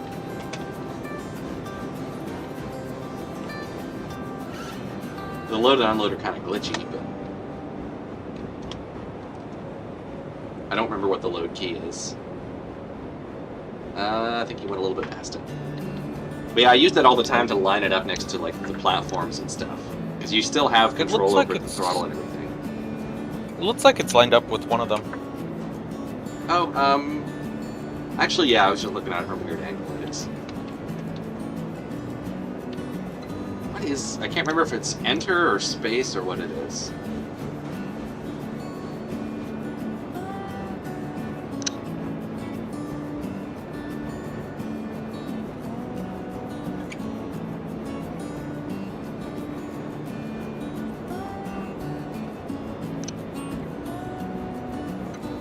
There you go. Oh, it's space. Whatever that was, it worked. It was space. Okay, cool. Yeah, that saves a lot of time versus doing it. Yeah, I had no clue about that, so I kept Yeah. hopping out of the locomotive, I really manually wish. bring it down. I really wish that all the controls in this game were better documented.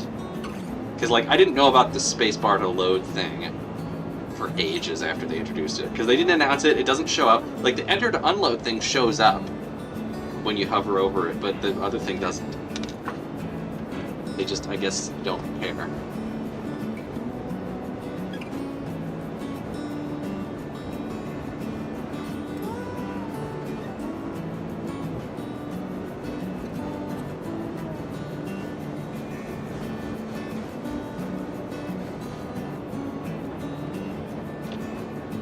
Just me, or does it seem like our track is farther away from this tower than it's supposed to be? Because on my screen, like, the car is loading, but all of like the little particle effects are being split between the car and falling on the ground. I mean, it probably is, because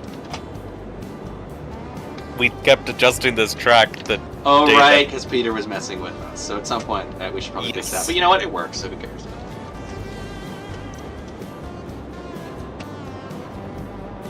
Alright, I think we are good to go.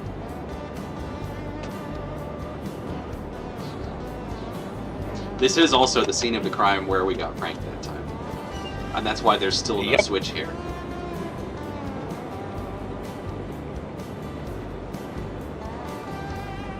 Oh, nice, Robert. Yeah, you said that in your email. Did you take a listen to the soundtrack sound samples? I think I sent you the link to those. I think that has all the whistles that you were looking for.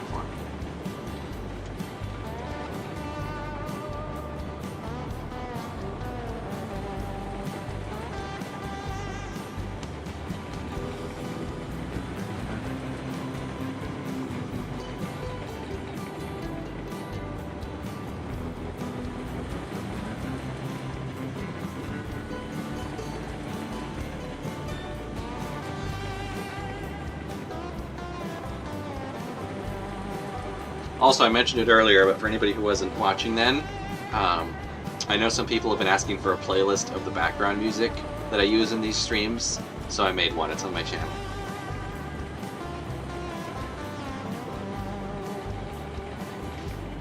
It's all just YouTube audio library stuff.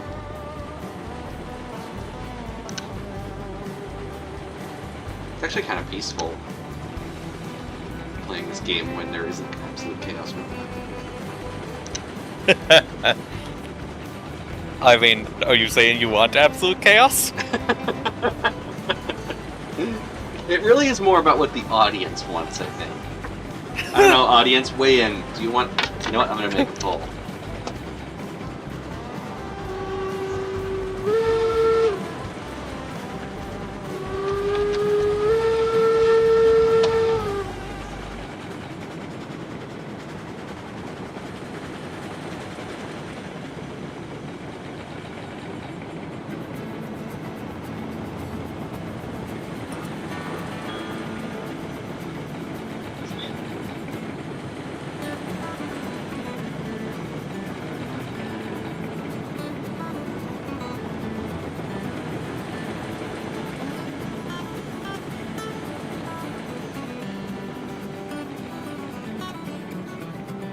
I don't know if the poll is working.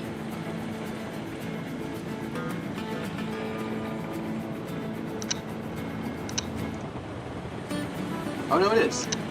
Quick, somebody vote. It's at the cursed number.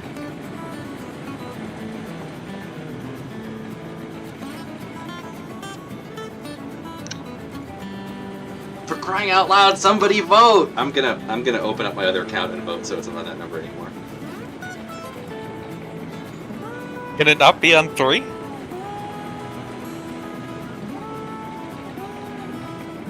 Now 4.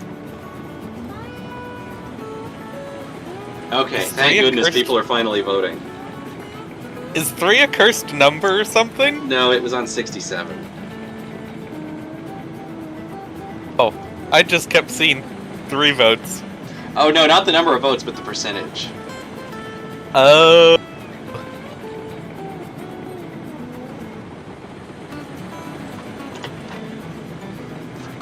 Loud, it's back on there again. I'm gonna have to...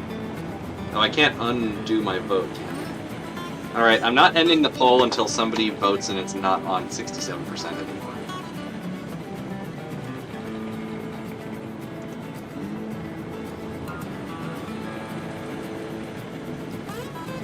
I've already voted, my hands are tied.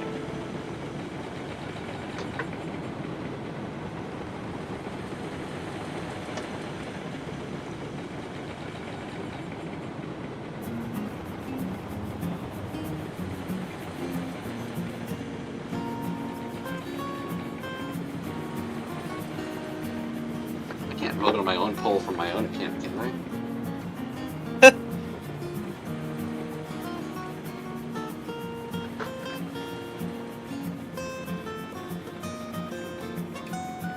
No, I can't. Dang it. Okay, 75. I'm ending the poll.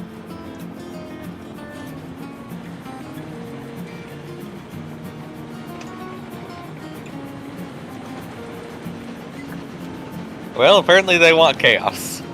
That does seem to be the case. Alright! Full speed!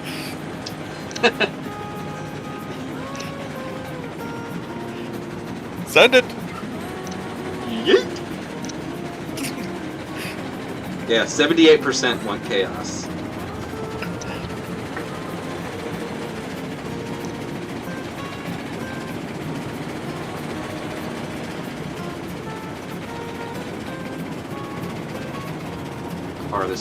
Farthest away view possible. Whee! Oh, that's gonna be spicy right there.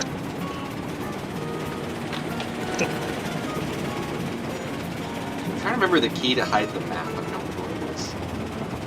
Thank you, Crazy Spud. You're doing noble work over here. Oh, here we go. Alright, is this where we go off?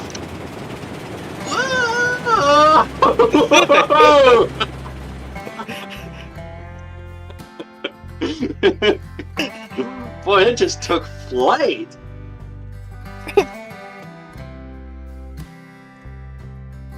All right, time to update the counter.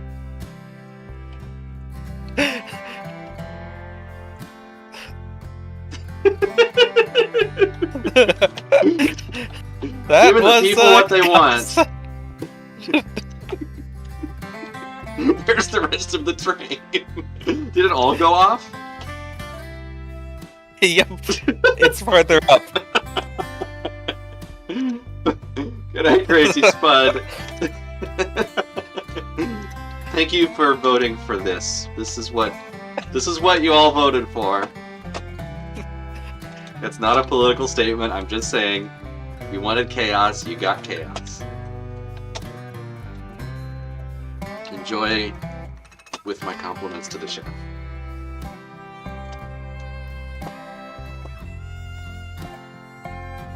Or I guess compliments from the chef. Oh! Boom! It's sliding off again.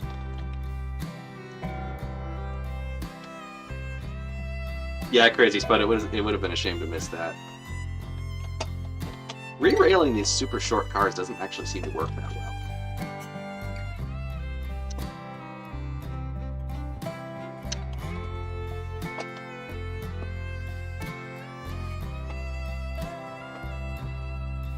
Alright. There were 8 of them to begin with, I'm pretty sure. How many are over here? 1, 2, 3, 4, 5, 6. Wait a minute. There's 6 over there and 3 over here. Somehow in the derailment we've gained an extra car. I think I must have miscounted.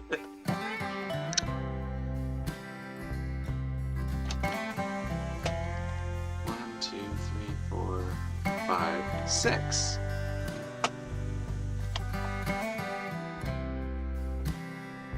There's 9 of these? I am absolutely flabbergasted. We left with a train of 8, we derailed. But we picked up the caboose in that one. No, we left with a train of 7 and then we picked up that one, so there should be 8 plus the caboose. Oh yeah. We're gonna have to count these once we get them all back on the track.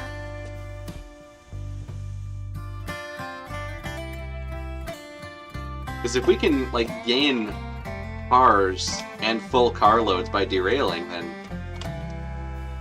I know what we're doing next.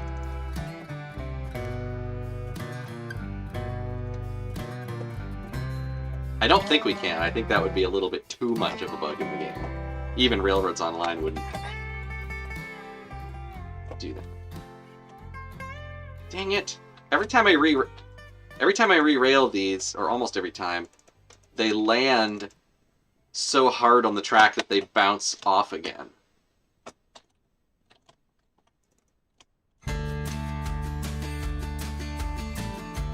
As soon as we can afford better hoppers, I am dumping these at the base of that bridge with the Montezuma and leaving them there. We can dump these off at the waterfall. Yes! I'd forgotten we actually have a trash can on this railroad. Okay. Yeah, which one of the Betsy's is still sitting in there? Right, I forgot about that. 1, 2, 3, 4, 5, 6, 7, 8. There are 9! How are there 9? We left the... I swear we left the mine with 8. I mean, at least this time... I thought I knew math, Red Oak, but apparently... Apparently 7 plus 1 is 9. So maybe I am learning new things about math. Alright, Caboose Racing. Just remember, there's 3 kinds of people in this world. Those who can count and those who can't. Exactly.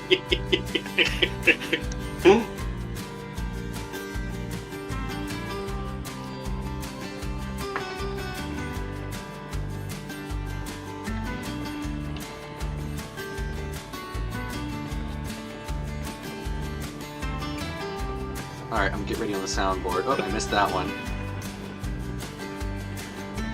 3, 2, 1.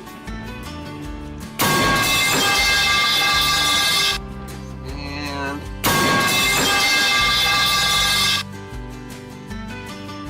Why did we stop? We should still be rolling, right? Or are the brakes on these? I feel like when you run into a car really fast, it bounces back with more force than you actually ran into it with.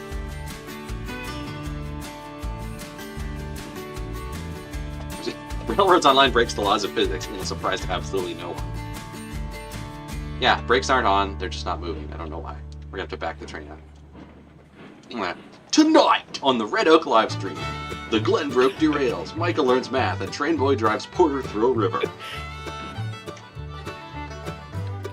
And James wears a hat with things on it. Of both companies in HO, which one is most likely to make Sierra 3? I would say Bachmann. They're really the only ones who seem to be doing any newly tooled small steam.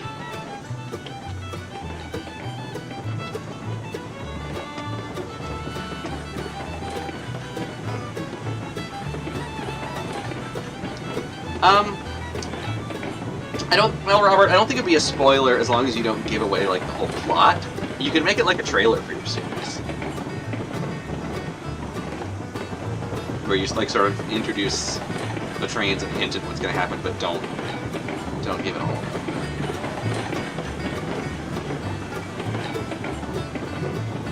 Unless you wanted to make a trailer that spoiled everything. That's true, which seems to be Hollywood's way of doing things these days. I don't have to watch movies anymore, I just watch trailers. I'm only half kidding.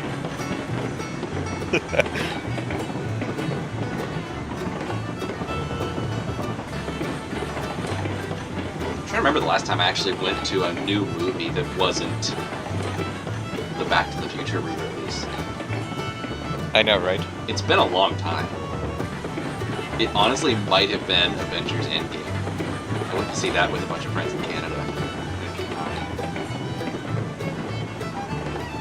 Very misnamed movie, I will say, because they kept on making them after that. After that, I was like, okay, well, that was it for the MCU. That was fun. We're done now. And then they kept making more, and I was like, so all the Endgame stuff was just a lie. I don't think I've watched a Marvel movie since. Actually, no, that's not true. I saw the Spider-Man that came out right after that. But beyond that, I kind of lost interest in Marvel after Endgame because I was like, well, you know what? In my mind, that was the end because that's what they touted it as. This is the end! Just kidding. Yeah. We want more money. It's like how in Fast and Furious, every time they always say this is going to be the last one, and then they do another one. What? Why did the train break apart? What? That's weird. Like, the last, 7 cars are all derailed in a pile back here. Or not 7, like 5, but...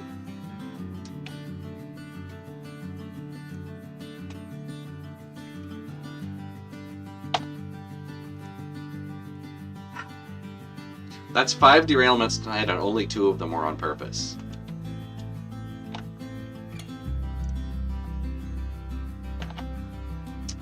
I feel like these little tiny cars just don't like staying on the track. That is absolutely true, but also I'm going to check and make sure Peter didn't join without us noticing. No, actually, that was all us.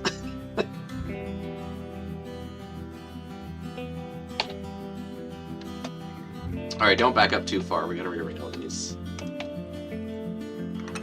I keep trying to open the re-railing tool and ending up with the tree cutting tool for some reason. At least it's not that absurd tripod.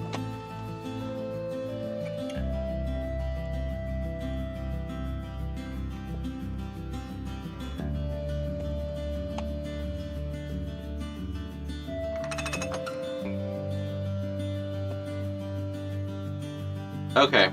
Let me get the brakes off. careful because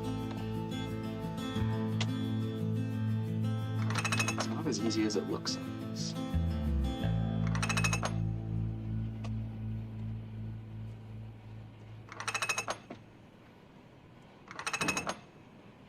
Alright, you should be good now.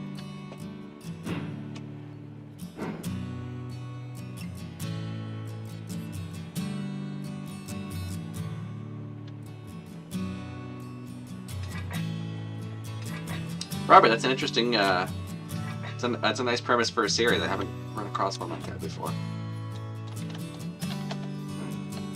Yeah, Attack of the Tripods. I have never once opened the tripod thing on purpose except just now, and I still don't know what these are for. Let's see if they actually do anything.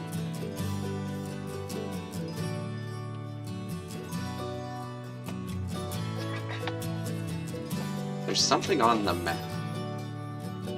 Like it appears on the map as a thing. But it doesn't actually seem to do anything. Theodolite. I'll have to look up what that is.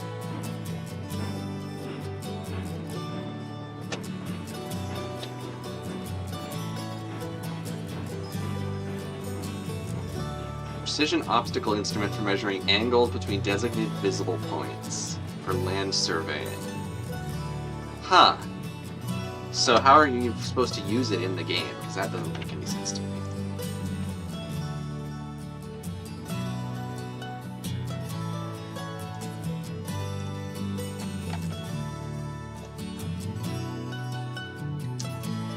Okay, right. Oh, it's for measuring the grades. Yeah, I'll have to figure out how that works. I'm actually gonna run to the bathroom real quick.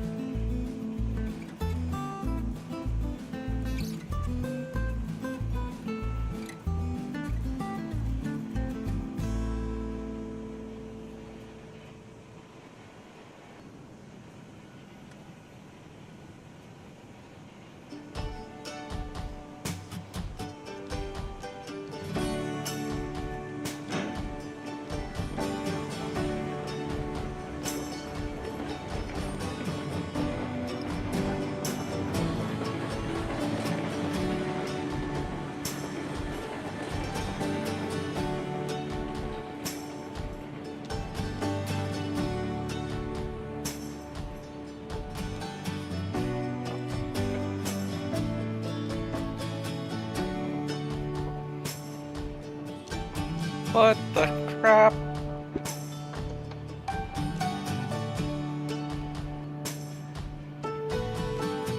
Alright, let's see what we're at. Oh, hello, Three Rivers. Add another ding to the derail counter. Oops, what happened? I don't know! It's just Railroads Online being what it is. Where even is Yes. the train? Oh, it's over there. Oops, wow.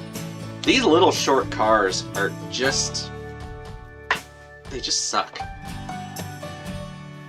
Except for fun, in which case... I was going 10 miles an hour, and I look back, and it's just dogpile.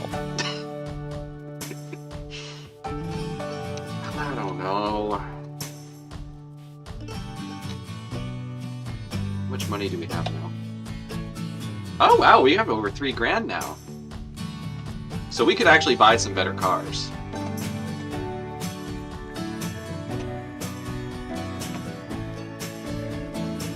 Actually, should we do that? Should we buy some good hoppers finally? Yes, please. Okay, let's do that.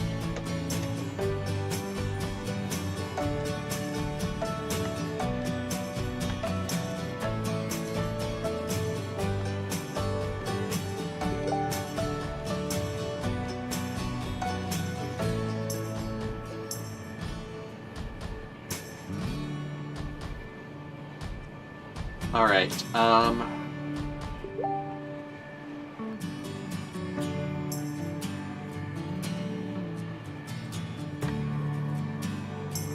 Okay, Peter might join us in a little bit.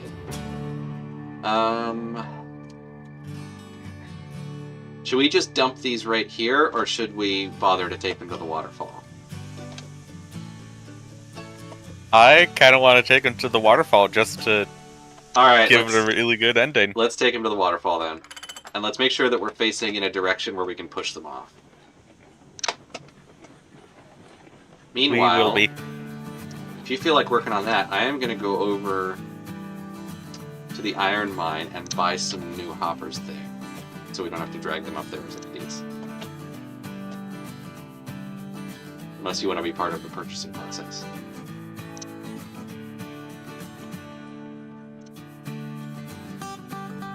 I can start working on getting these up to the launch point. Okay, that'd be good. I don't know I don't know what I could really do to help with purchasing I guess not. first.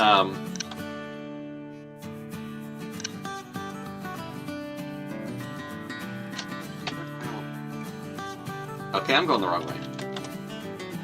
Oh my god, and they just keep derailing. They cannot get yeeted soon enough.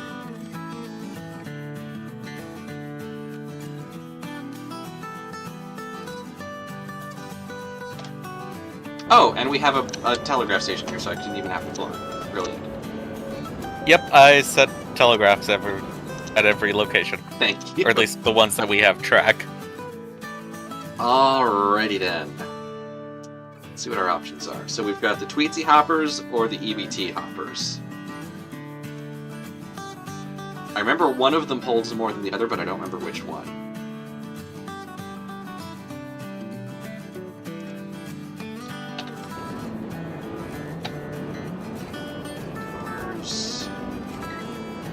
Tweetsy hopper holds 10 iron ore and 10 coal. The EBT hopper holds 8 iron ore and 10 coal. So I think we want the Tweetsy ones.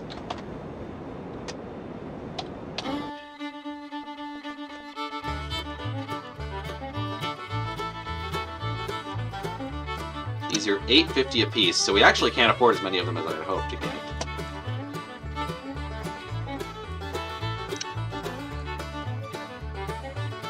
Oh, really? We can't even get 4 of them? Dang, okay. Well, let's get 3, and then we'll run a train with those.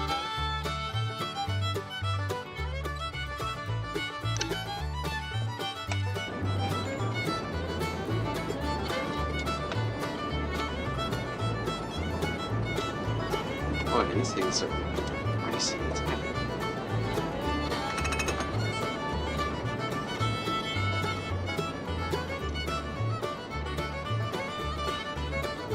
saw that $3,000 and I was like, whoa, we're rich! And then it turns out that only buys like $3. Oh well. Actually, you know what? Maybe I'll,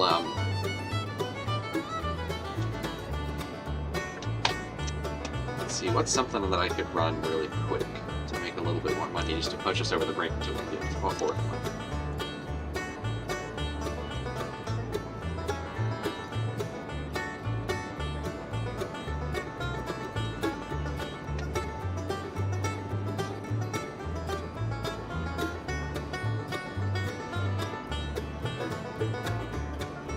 There's a Shay and a log train at the logging camp. Maybe I'll,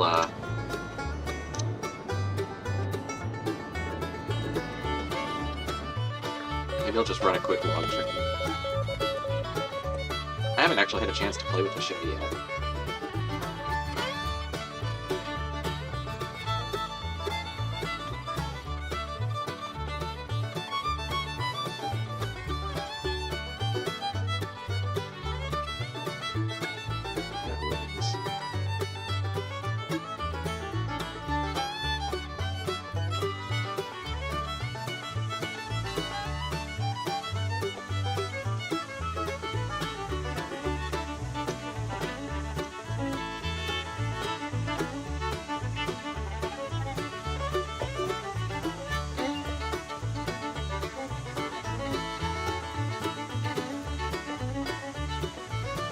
Quick, throw more wood, it's at 67%.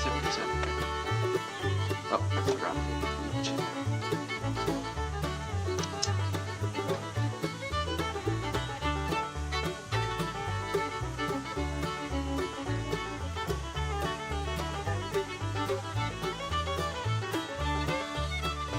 Yeah, I got the Tweetsy hoppers.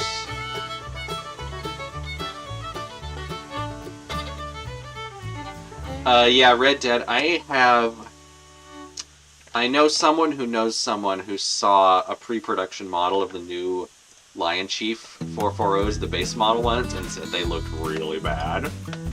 I'm gonna reserve judgment until I see them. Robert, hold on. Send me a read back in chat a bit. Oh, a video? I'll think about that. I do honestly kind of too many commissions at this point to do videos about all of them. But we'll have to see. I'll film some of the process. Maybe I'll do like a DCC tutorial. 284 bread. Yeah, I agree, bread. I don't know what the context is there, but yeah, you know what, bread's good. Wow, this Shay is slow. Oh, Red Redemption. Sounds like a bakery. That'd actually be a really good name for a bakery.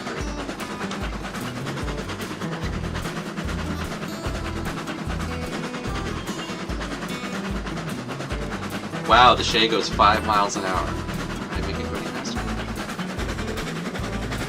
Ooh, I can make it go 6 miles an hour. It's gonna be a slow run. And I'm going on the wrong side.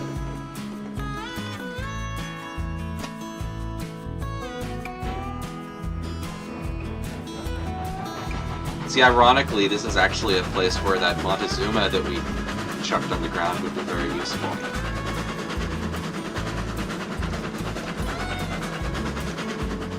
Nah.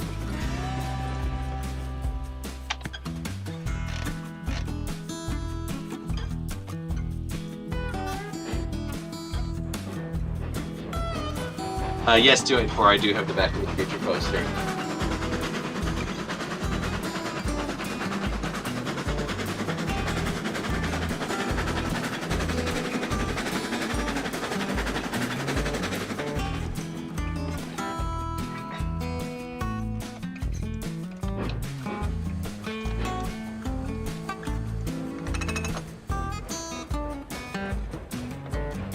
When I was looking at decorating this room, I was like, what do I want in here? And the first thing I thought of was the Back to the Future poster. There's a few more posters I want to get at some point. I have a Star Trek poster here out of frame. I want to get the UFO poster from the X-Files, the one that says, I want to believe. That'd be a fun one to have.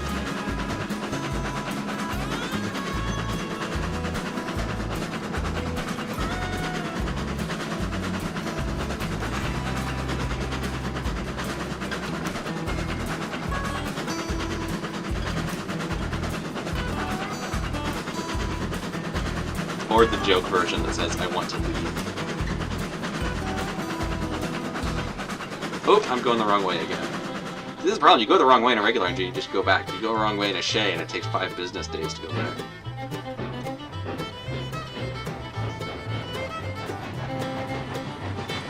Good night, Three Rivers. If you don't catch the streams, you can always watch the playback. I leave all of them up.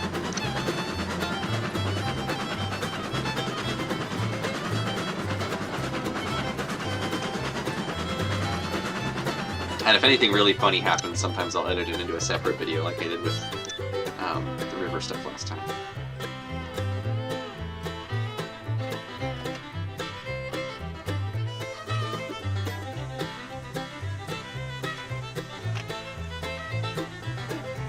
Oh right, I was gonna tell you the story about the boomer foamer. Yes! I forgot about it. So we can actually just do this here. Yeah, let's hear about the boomer foamer. So, there's a few things that you need to keep in mind for this to make sense, okay? So,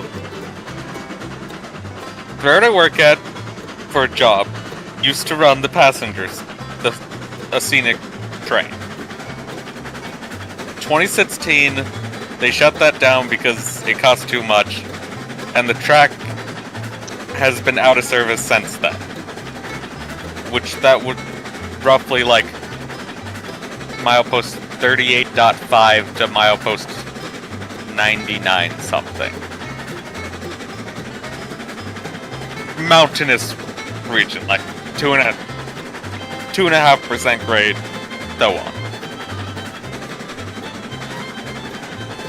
Well, there's also been talks about a mine trying to open up near that top end of our line, okay?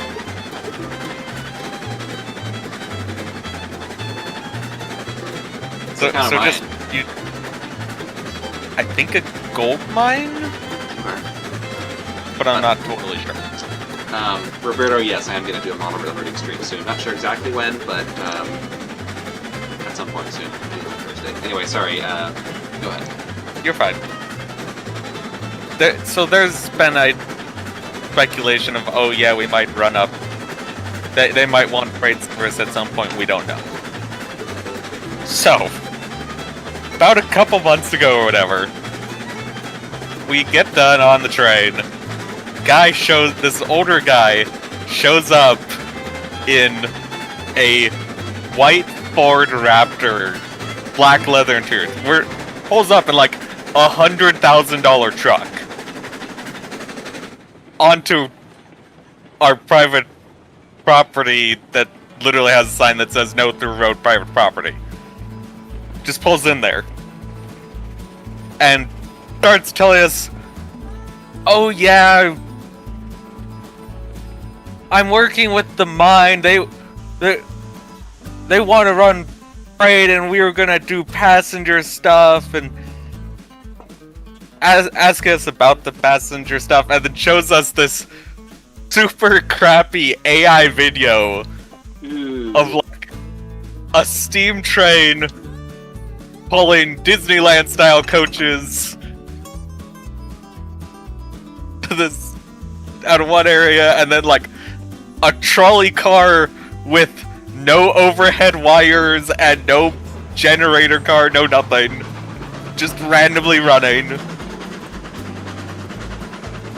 and then a self-propelled car that had the same lyrics as the song that was in the video. Of course. AI seems to do that a lot. Like, it'll just put... It was terrible. It's like, this guy's telling us this stuff of like, oh yeah, I'm working with the mine, and we want to do this and that, and... It's like...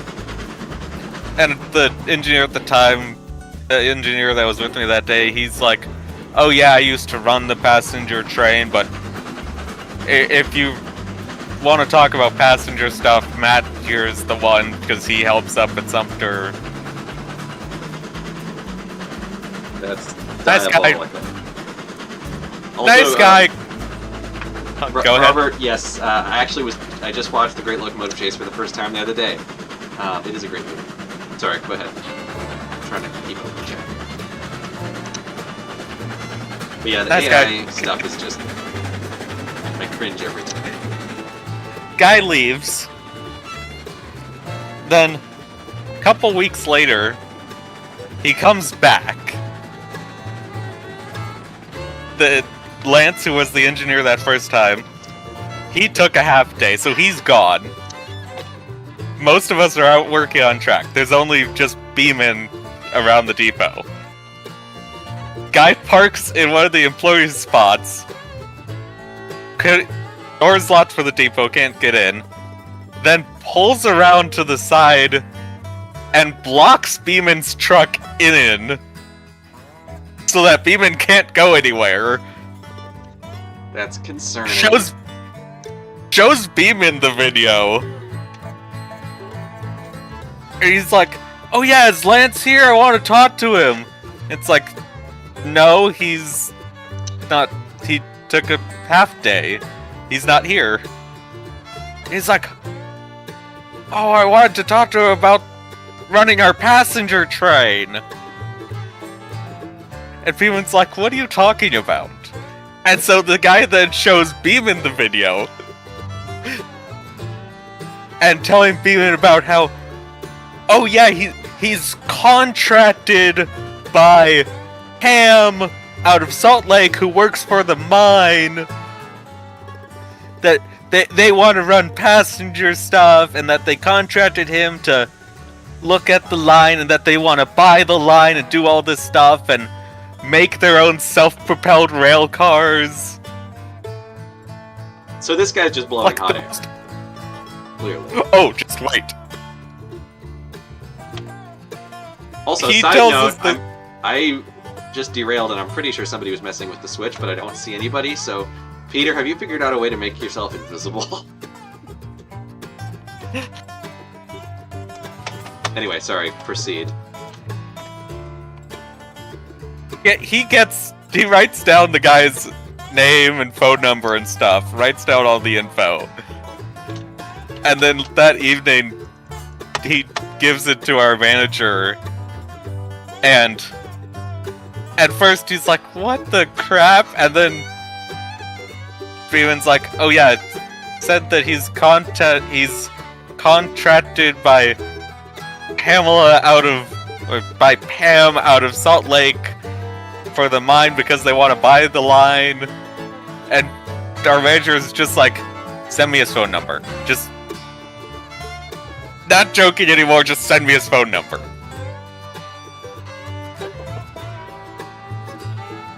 I'm guessing you probably are like, what the crap is going on? Because you have I'm assuming a he's gonna guy call the guy talking and about either working say, for a "Get off mine. our property and never come back," or I don't know what else. Something doesn't line up because this guy is talking about being contracted by a mine. Yeah, and he's showing like bad AI videos to people. If he He's has a always job, he's talking not about doing it very well. passenger. He's always talking about passenger stuff, but he's saying that he's contracted by the mine. That's that's another weird thing. Like, why would the mine send somebody to talk about? Anyway, what ended up happening? So, our manager calls the guy, talking to him to figure out what's going on. And he gets to the bottom of it really, really quick. This guy, he contacted our corporate and was bothering our corporate about trying to get passenger stuff again. And So our he's not corporate contracted by anyone. No. He had no contract, nothing to do with the mine, no nothing. He was just taking information, making up lies to make it try to sound believable. When in reality, the only people he talked to was our corporate. But he pestered them so much that they told him off and said, no, stop contacting us, we're not running passenger. So then he decided that he would just come bother the railroad itself. Where To did try you and think he was going to get with that? Exactly. Like, every now and then you meet a person who, like, truly seems in their heart of hearts like I have never interacted with another human being before.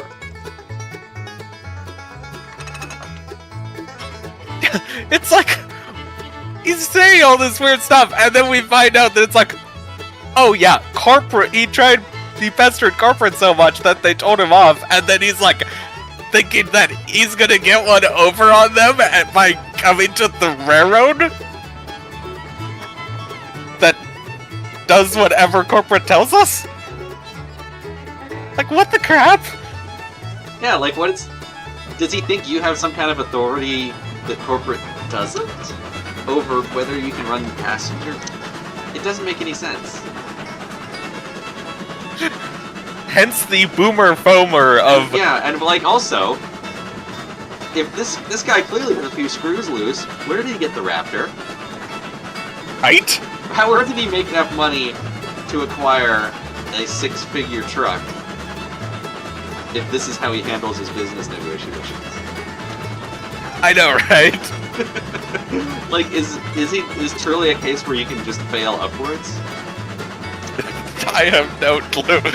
But it was just like some of the most absurd stuff, and then we find out that, oh yeah, he was using the information from our corporate, but mixing stuff to try and trick us to say yes to him running passenger, even though and we're bound what's he by getting out of corporate? this either? Like, is he hoping to have some kind of financial stake in the passenger line? I don't know. He never even mentioned that. He just was talking about running His passenger. goals are beyond our understanding.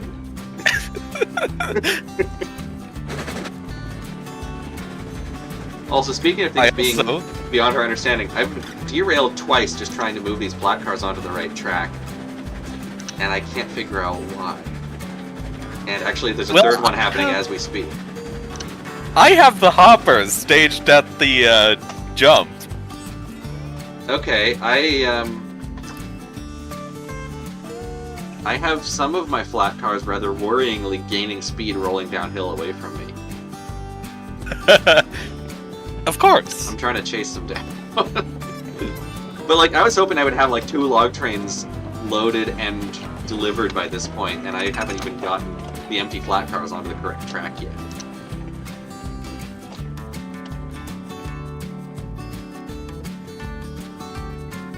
You know what? I'm just going to leave this log train situation where it is and come over to the jump so that we can get this yeeted.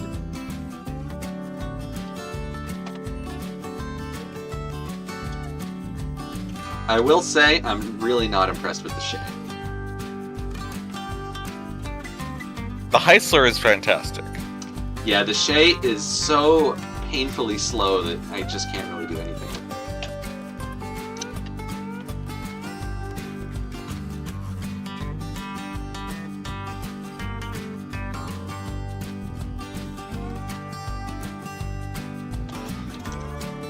Alrighty. Let's have some proper fun. Get lined up here where I can see. Alright. Fire in the hole.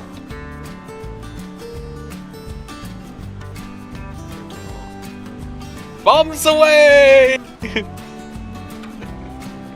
Oh, we lost a couple.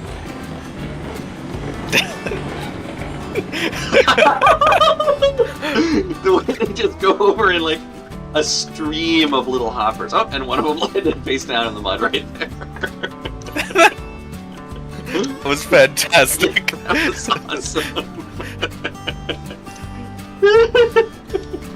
I wish you could save replays in this game, because I'd love to replay that from like 5 different angles. I know, right? Oh, that was fun. Okay. Perfect. Yes.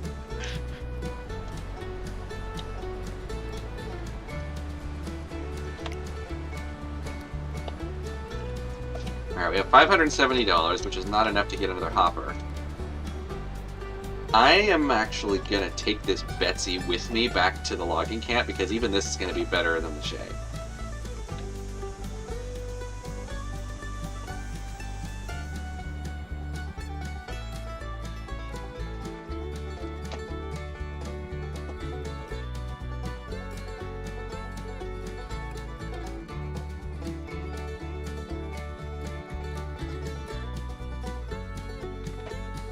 If I can find the one.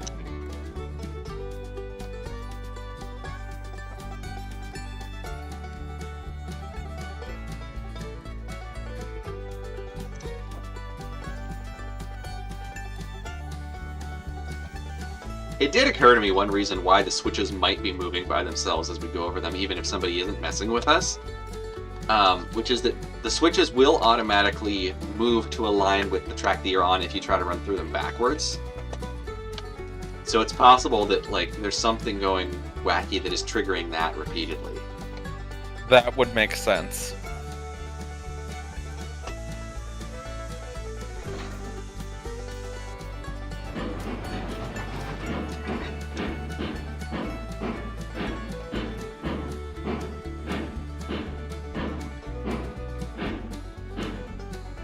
So it's entirely possible that, like, obviously Peter was messing with us the first time, but it's entirely possible that the subsequent times have actually been genuine glitches with the game. Yeah.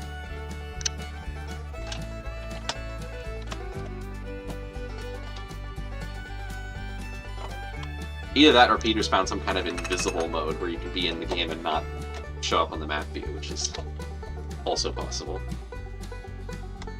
If he did, I'd be impressed. And would also want to know his trick. Yeah. Also, this porter is completely out of wood.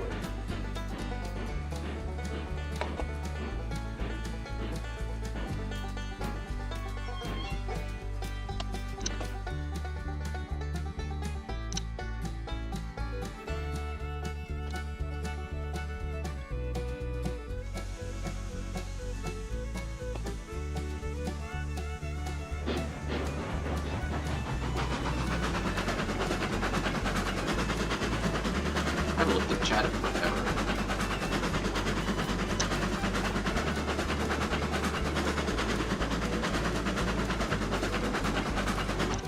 Yeah, Red Dead AI slop is really getting out of control. I'm hoping some kind of law gets passed about it soon, because it's just like, it's annoying, but as it gets more realistic, it's going to start to become like legitimately dangerous.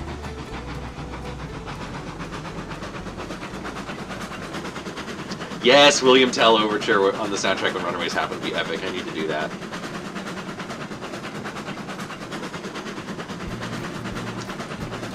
Does something happen when we hit 100 derails? I don't know. We fling the Cookie Monster off the jump, question. maybe? Imagine sending all the locomotives off the jump. That would be pretty good. Just line them all up, coupled together, and just send it.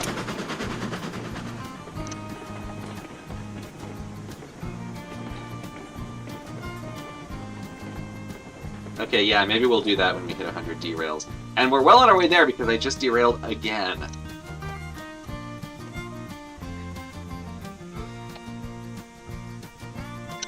That's 9 derails tonight. 3D printing. I do think 3D printing has huge potential in modeling. I certainly use it a lot. As far as brass goes, I think brass is always going to have its place, but I think the price of brass is probably going to drop drastically as 3D printing gets better.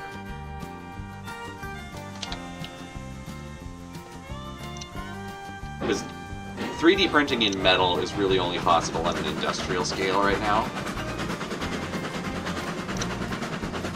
If that could work for like mass production, or even just like if they could like 3D print a prototype, to use the normal version of that word, and and then use that to make die-cast stuff. I think that would be that would save some time in the production process.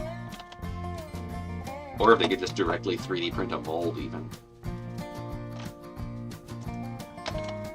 Getting really tired of re-railing the same train over and over again.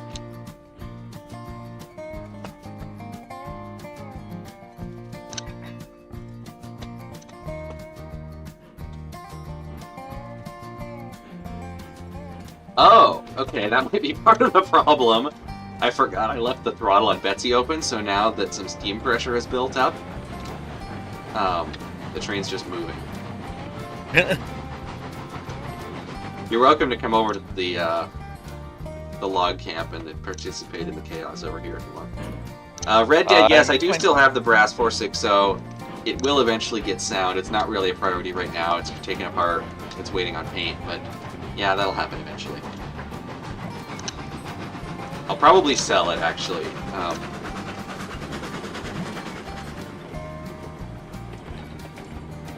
Once I get it back together and work.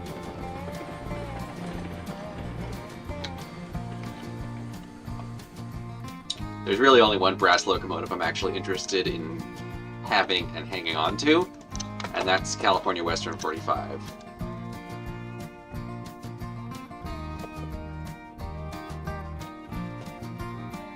Is he talking about that UP one that you told me about? Yes. Yeah, the Yeah. 1242, 1243, it was one of those two.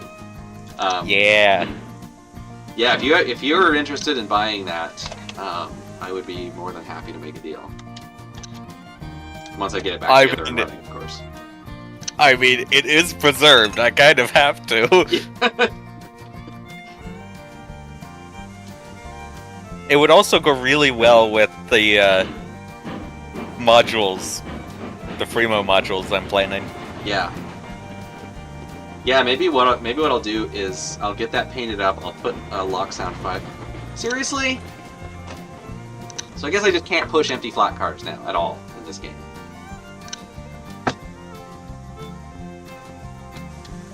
I'm gonna have to put a locomotive on each end of this train. And they're gonna have to go the same speed, so where's the other Betsy? In the river, I think. Of course. Where else? Unless you pulled it out. Why would I do that? Or, wait, no, there's the one that we Oops. parked in the yard. I just accidentally deleted a chunk of track. We parked one in the yard at the smelter. That might be it. Because this is the one that I found in the river. Okay, then yeah, the other one's at the smelter. Okay. Yeah, I'll have to go get that. Because I think it's just the tension between cars and the train. The romantic tension is too much. They keep fighting and they keep derail. Also, I'm going to put back this piece of track I accidentally deleted.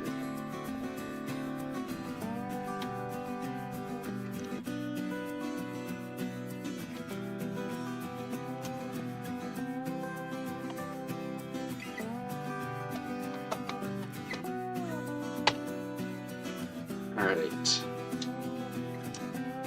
Is there a telegraph station at the smelter? Yes.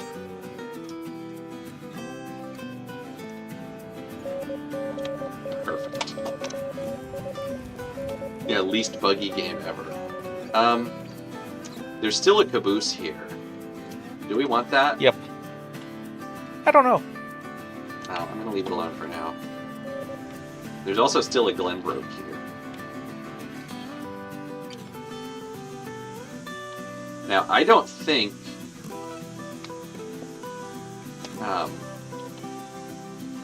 I don't think that I can take a piece of rolling stock with me through a telegraph office. No, you can't. So I'm gonna have to fly back.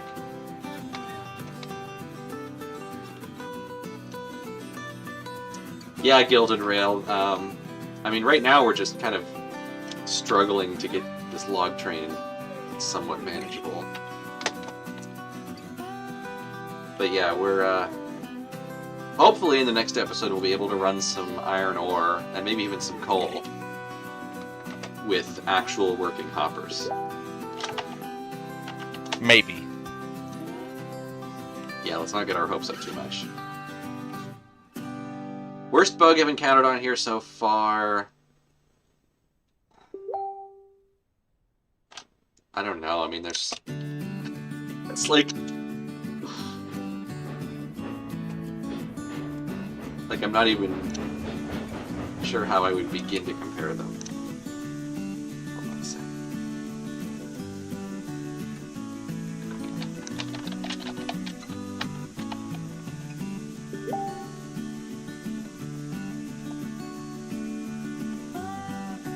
Logs are on the other track, aren't they? I don't even know at this point.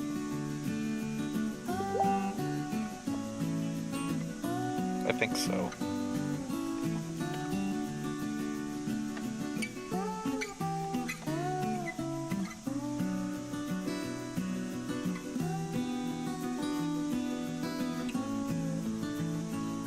Alright, Peter's not going to be able to make it tonight, unfortunately. Oh. We'll have to, I mean, it's not like we're going to have any trouble finding derailments. Right.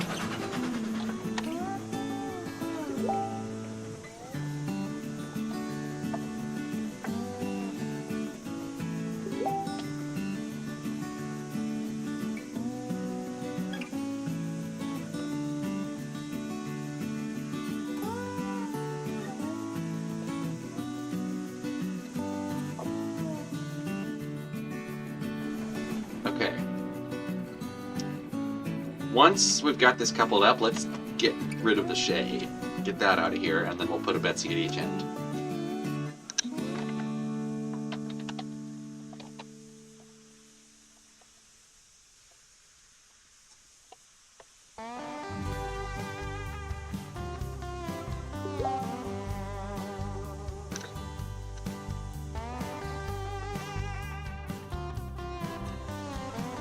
Alright, I'm gonna re-rail the Shay somewhere else. Okay. I really wish you could just re-rail stuff not on the track. Just leave it in random places.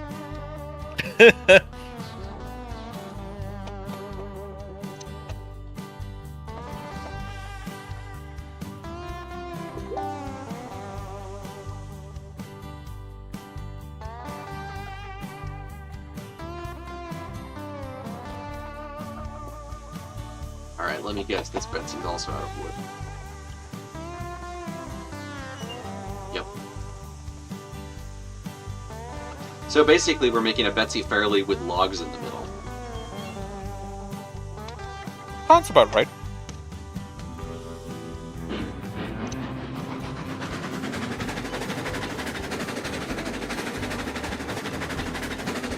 Hopefully it should be fairly reliable after this.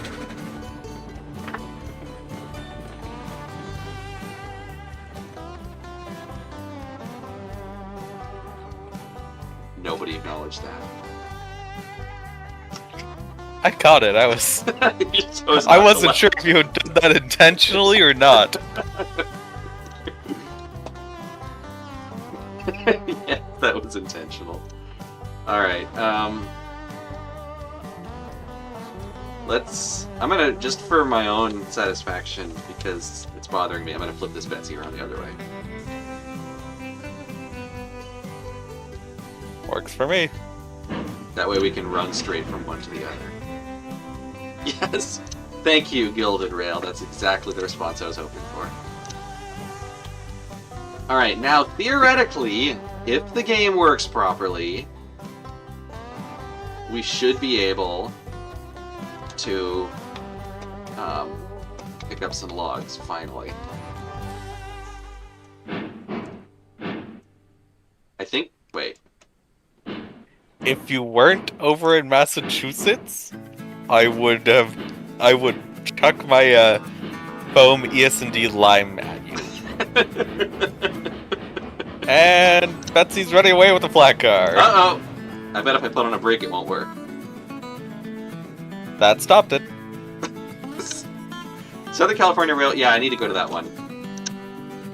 I've been to Travel Town in LA. That's the one that I'm making a video about soon.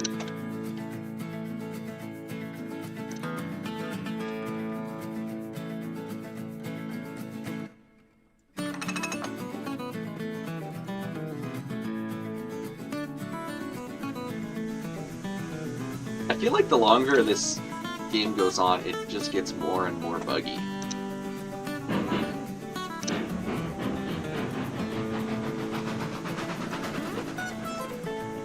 He's not talking about the California State one, right? I assume not. I went to that one as a kid. I haven't been there recently. I'd love to go back at some point. But on my recent trip, I was in completely the wrong part of California. That one flat car is still...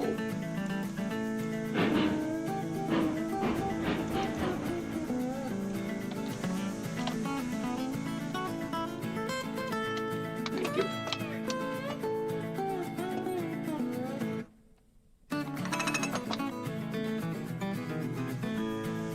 Seems like every one of these streams, we find a new bug in the game. I know, right?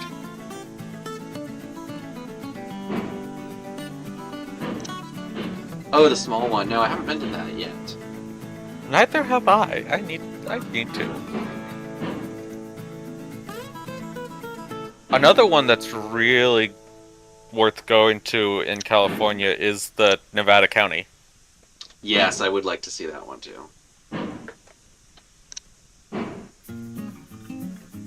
Okay, why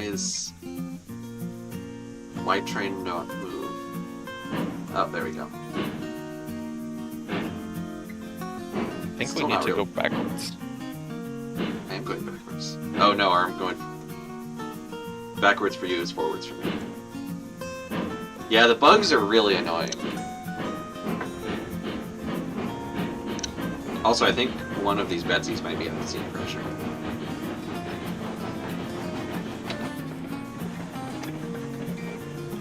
No.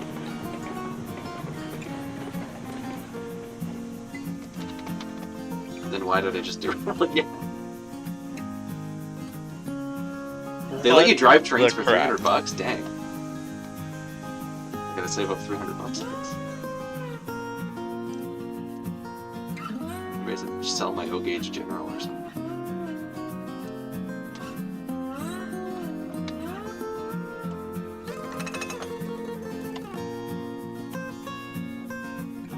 So I feel like the two Betsies were running in tandem when they weren't connected, and now that they are connected, they're not anymore. Yeah. I wonder if it would be good to just put the two together like it used to be.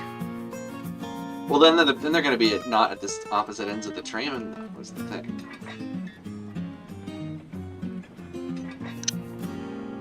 The whole point of putting them at opposite ends of the train was so there wouldn't be any tension in the couplings.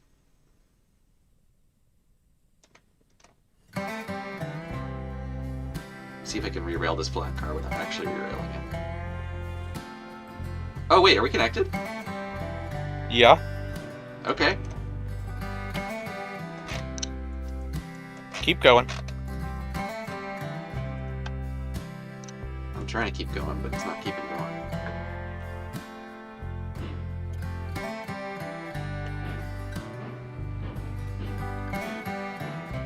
I can't really tell which direction is which.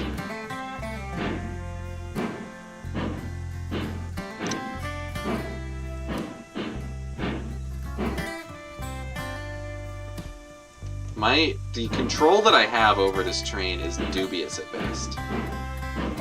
It seems like no matter which way I set the reverser, it goes backwards.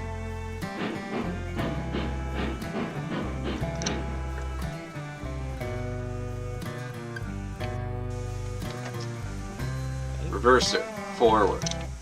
And with the other, Okay, you're lined. reverser, backward. Regulator open. No. Reverser forward. Regulator. Hold on a second. Foiled again. I was certain it was Peter that time. Okay, fine. I'll flip one of these around the other way. Maybe the fact that they're facing opposite directions is confusing the game.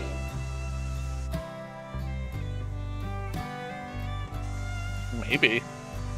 Because forward and... I think they're pulling against each other, because forward in one should be reverse on the other.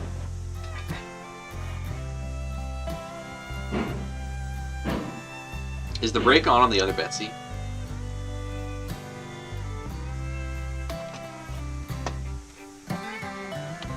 I'd have to look. Alright, hold on, I'll fly over that way. I'm wondering if maybe these cars are just too heavy for two Betsy's to pull up the hill. Oh yeah, the brake was on the other one.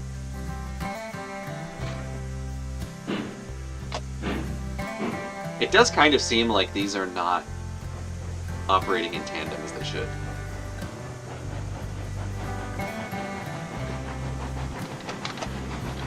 But if I enter this one and then go back along the train with the arrow keys, they are connected.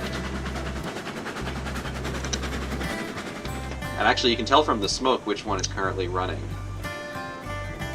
What are they working? It just... I don't freaking know. Austin, I'm assuming you meant to type volunteers, but the Voninters sounds like a forgotten rock band from the 70s. You're kidding me!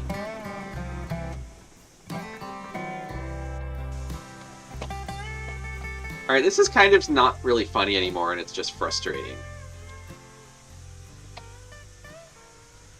I'm wondering if we should just relay all this track. Although, honestly, I feel like it's getting to be time to end the stream pretty soon. But I'm pretty close to just deleting all this track out of frustration. I don't think we're going to need any logs moved tonight. It's weird that it's having this much trouble. It seems to mostly be just this little cluster of switches right here. Yeah, but people have ran over these switches before and it was fine.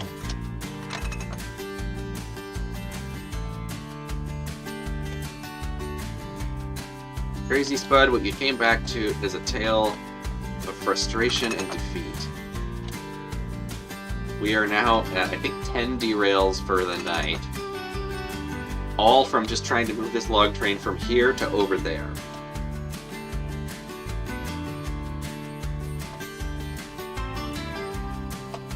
And now there's not even any more to derail these and put them on this train.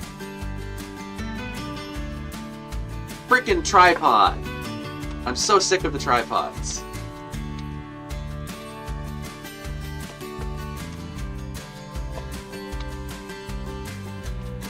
The music, the nice peaceful country music gets me yelling about tripods.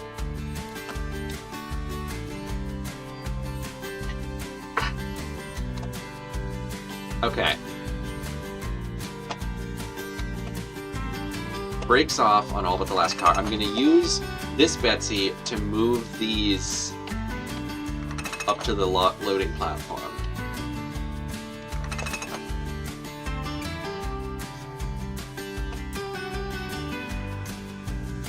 And then the other ones will take care of in a minute.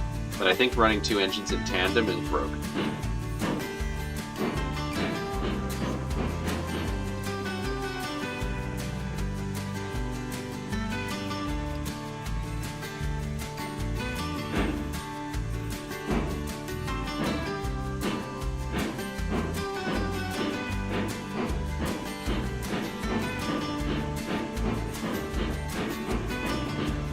I just realized what the misspelling Voninters reminds me of. That movie about the band called The Wonders, but it's spelled like the number 1. The Oneaters. I forget, was Tom Hanks in that? I haven't seen that forever. I don't think I've heard of that movie before, I believe but it was sounds called hilarious. That Thing You Do, which was like the name of their song, but it was about like this band that's called The Wonders, but it's spelled O-N-E, like the number 1, so people keep calling them the Oneaters. I might have to watch that sometime. That sounds hilarious. I don't remember anything about the movie except that.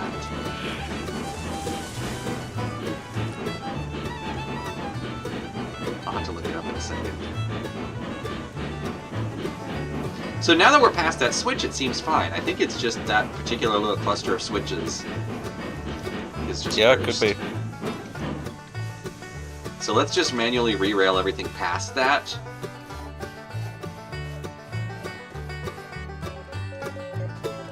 There's that weird audio glitch again. Alright, yeah, let me look at this movie real quick. 1996, it is Tom Hanks, it's called That Thing You Do.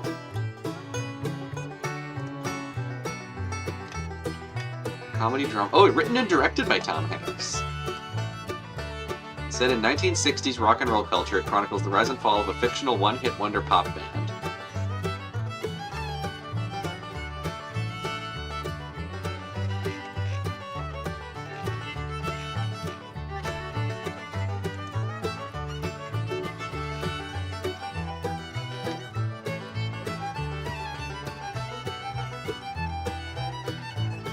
It's 94% on Rotten Tomatoes.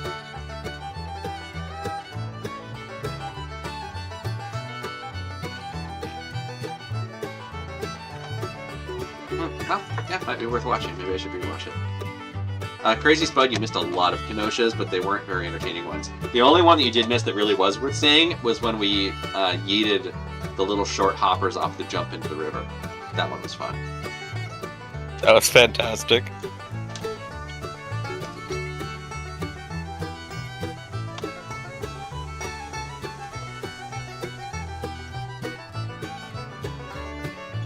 Also, I think you might be right about just putting the two Betsy's together again. I'm gonna move. Well, actually, I'll put it here, and we'll use it to push the train together, and then I'll move it to the other end, and we'll make it fairly.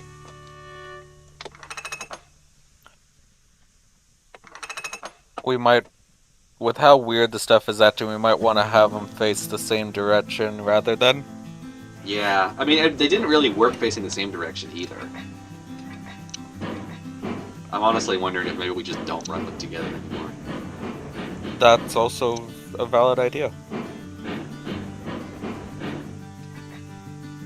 Whatever code governs how locomotives behave when they're coupled to each other seems to be broken.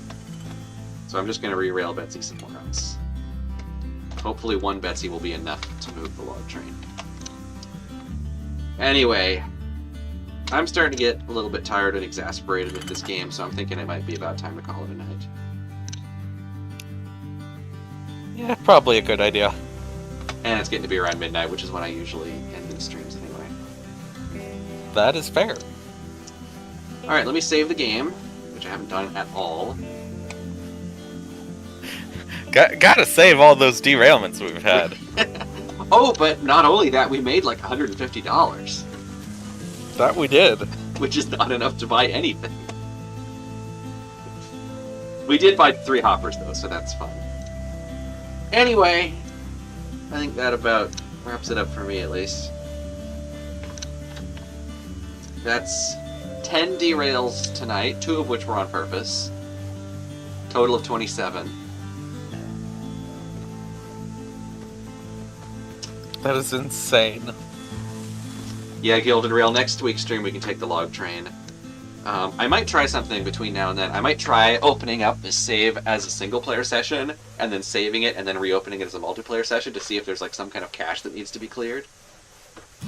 Just on the off chance that it works, which it probably won't, but we'll see. Have a good night, Red Dead. Yeah, Crazy Spud, one of these days I should just ask Heist for permission to use his music. That'd probably be better than what I'm using. But if anybody likes the music I am using, I did make a playlist of it. Because somebody requested that. Alrighty. I think that is it. Good night, everybody. Brush your teeth, and don't run over those switches over there because I think they're broken. Cheers.